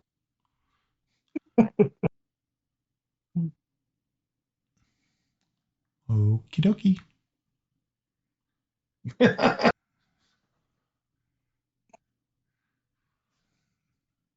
All right. So this is all done. He's going to have the shakes and it just fall to the ground. Yeah. Yeah, basically. What's your backup here? Well, probably somebody with a lot more combat firepower.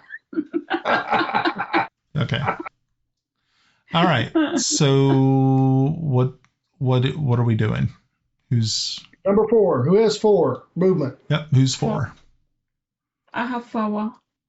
Okay. You have 4. So Layla, you can go ahead and make your move.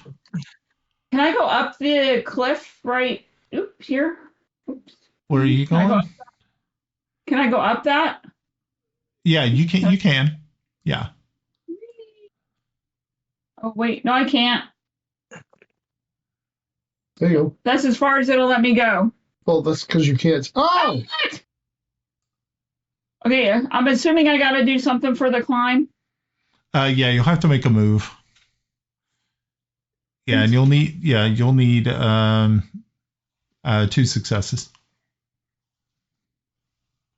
Because you're not a battle master. Hardcore and shit. You don't want to break a nail. Lady Chotek.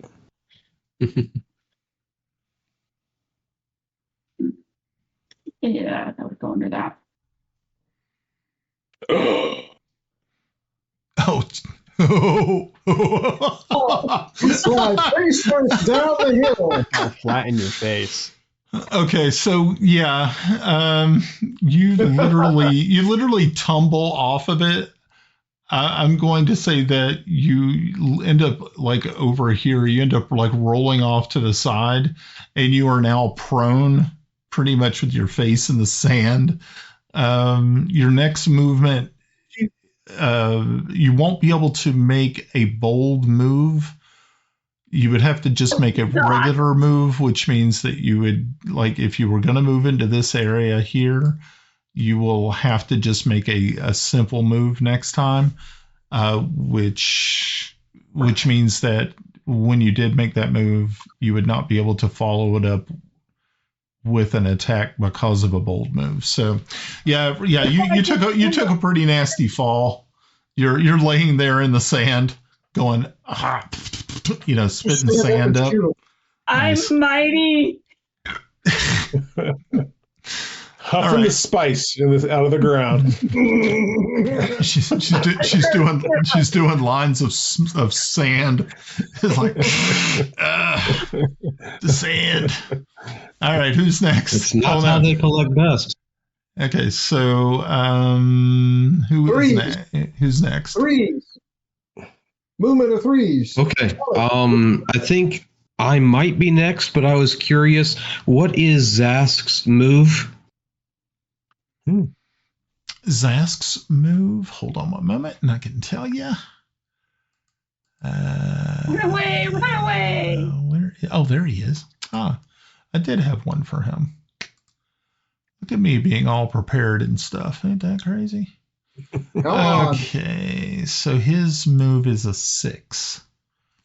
You should go first. I believe he would probably take action before me. Okay, well, but I would love to get some words of encouragement, if I may, to him. Okay, go ahead.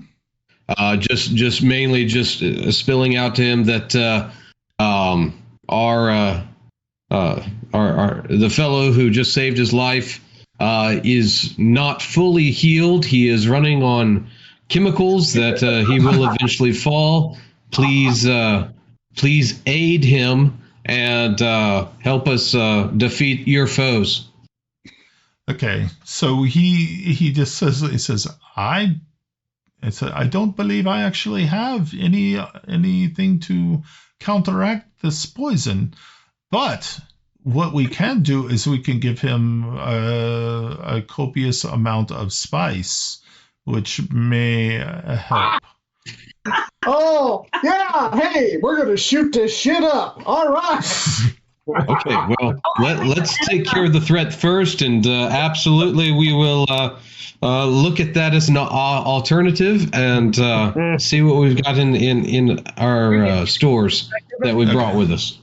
Okay. Alrighty. So very good. So yeah, he heads over there to the platform so he can kind of see what's kind of going on. Were you moving anywhere, or I mean, talk is yes. I was gonna move, but I was trying to see if Task was gonna help us fight his enemies. It looks as though he's heading that way. Okay, I heard him getting on the platform to look. I wasn't sure if he was actually going to go further, but yes, I plan to move boldly into the square with Pav. With Yadek. Sorry. Yeah. Oh, you're chasing me going, you dumbass, sit down! Okay. Pretty much. Okay. Pretty much. Just forget. Okay, guys, if you are trying to overcome like an obstacle like these outcroppings and stuff like that, these little cliff things, it would be kind of impossible to move boldly. You can move boldly into a square where you have an enemy and then use that, to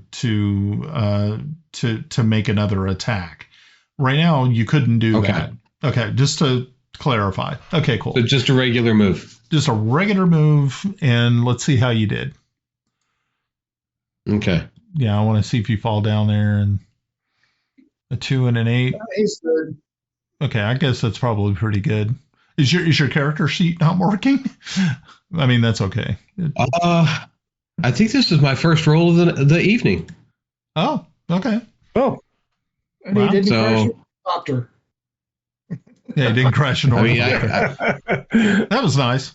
Do you want me to re-roll, or is that okay? That's okay. As long as it meets your numbers, that's the only thing that I'm more concerned. I'm sure. So mainly with move, with move, it's a 4, and I mean justice. The idea is I must shield those in my care.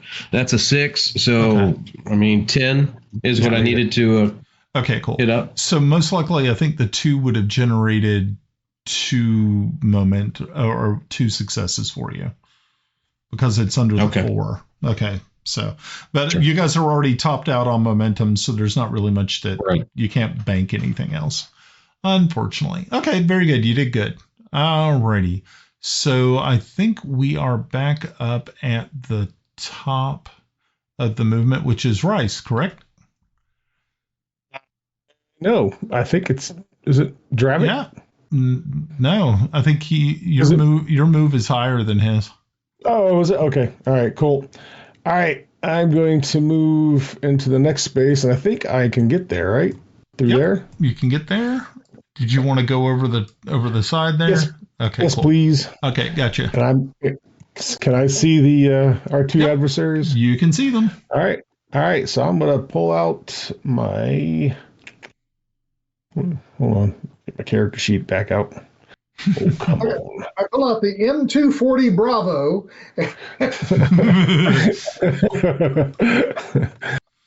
Okay, yeah, I'm gonna pull out my Mala pistol. Okay. And I'm going to fire at the one nearest me. Cool. All right, so remind me how that works. Okay, so you choose battle. Oh, okay. And all right. And then you choose whatever your statement is. Okay. So battle those who betray. And you need at least 2 successes. So it'll be battle, but I guess I use justice. That's the closest thing that fits because those who betray deserve exposure. Okay. And obviously, they tried to kill us, so I'm going to try using that. All right. What's your highest number? What's the highest number in your truth? And my drive is truth, but it's information. Yeah, it wouldn't fit. Yeah. Yeah. I tried to get it. Yeah. All right. Learn what's inside this guy's head. Say again? Learn what's inside of this guy's head, like his actual head. Yeah. All right. Yeah. Like with an axe. Yeah. So because I'm using battle, I don't have any focuses in battle. Right. So I guess I'm not using a focus. Okay. All right. Let's see how that turned out. And my God. And you needed 2 successes, and you were able to get both successes. And which one were you attacking? Oh, wow. The one nearest me. Okay, yeah. That guy is dead. Yeah. Yeah, he drops with the needle stuck in his thing. Jugular. In his jugular. Okay, was he the one with the machine? Nope. The other one was. Dang it. Dang it. We need to take out the one with, maybe he has an antidote on him. Okay, so being that guy's gone, the next one is this attacker. He is going to direct his what's it called? His Hunter Seeker to strike at Dravek one more time. He needs 3 successes, and he is going to try to do that. He's going to use battle, and he's going to use power. And this time he's going to burn 1 threat to add another die. Submit. So we're going to add 3 dice and submit. No focus. Alrighty. So, he got a complication. Okay, but he got 2 successes. But he still needed, but he got the complication. So it did not, so here's the situation. The Hunter Seeker ended up getting stuck in, it ended up getting stuck and malfunctioned once it crossed the shield field, the shield itself. So it literally got stuck within the shield and immediately its power unit inside got fried. So it's now not a thing. Okay, cool. Alrighty, so Dravek, it's actually your turn. I was actually so worried there. I'm gonna walk up to this guy. I love it. And I want to like just hit him with the hilt of my sword, like right square in the nose. Okay. Not to like kill him, but to more so knock him out. Okay. Okay, so you're going to need at least 2 successes to pull that off.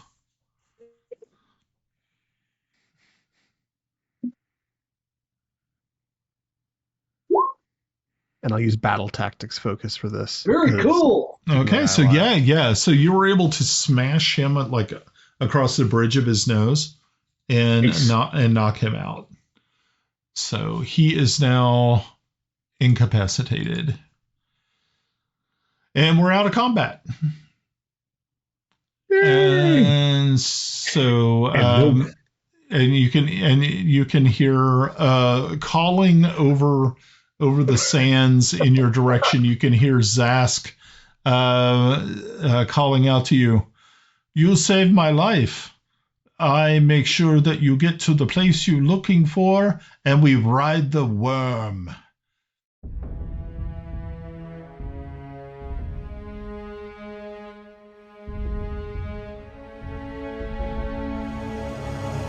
The Mystic Syndicate is a creation of producer and host Brian Anderson. Dune, Adventures in the Imperium is a Modifius Entertainment product.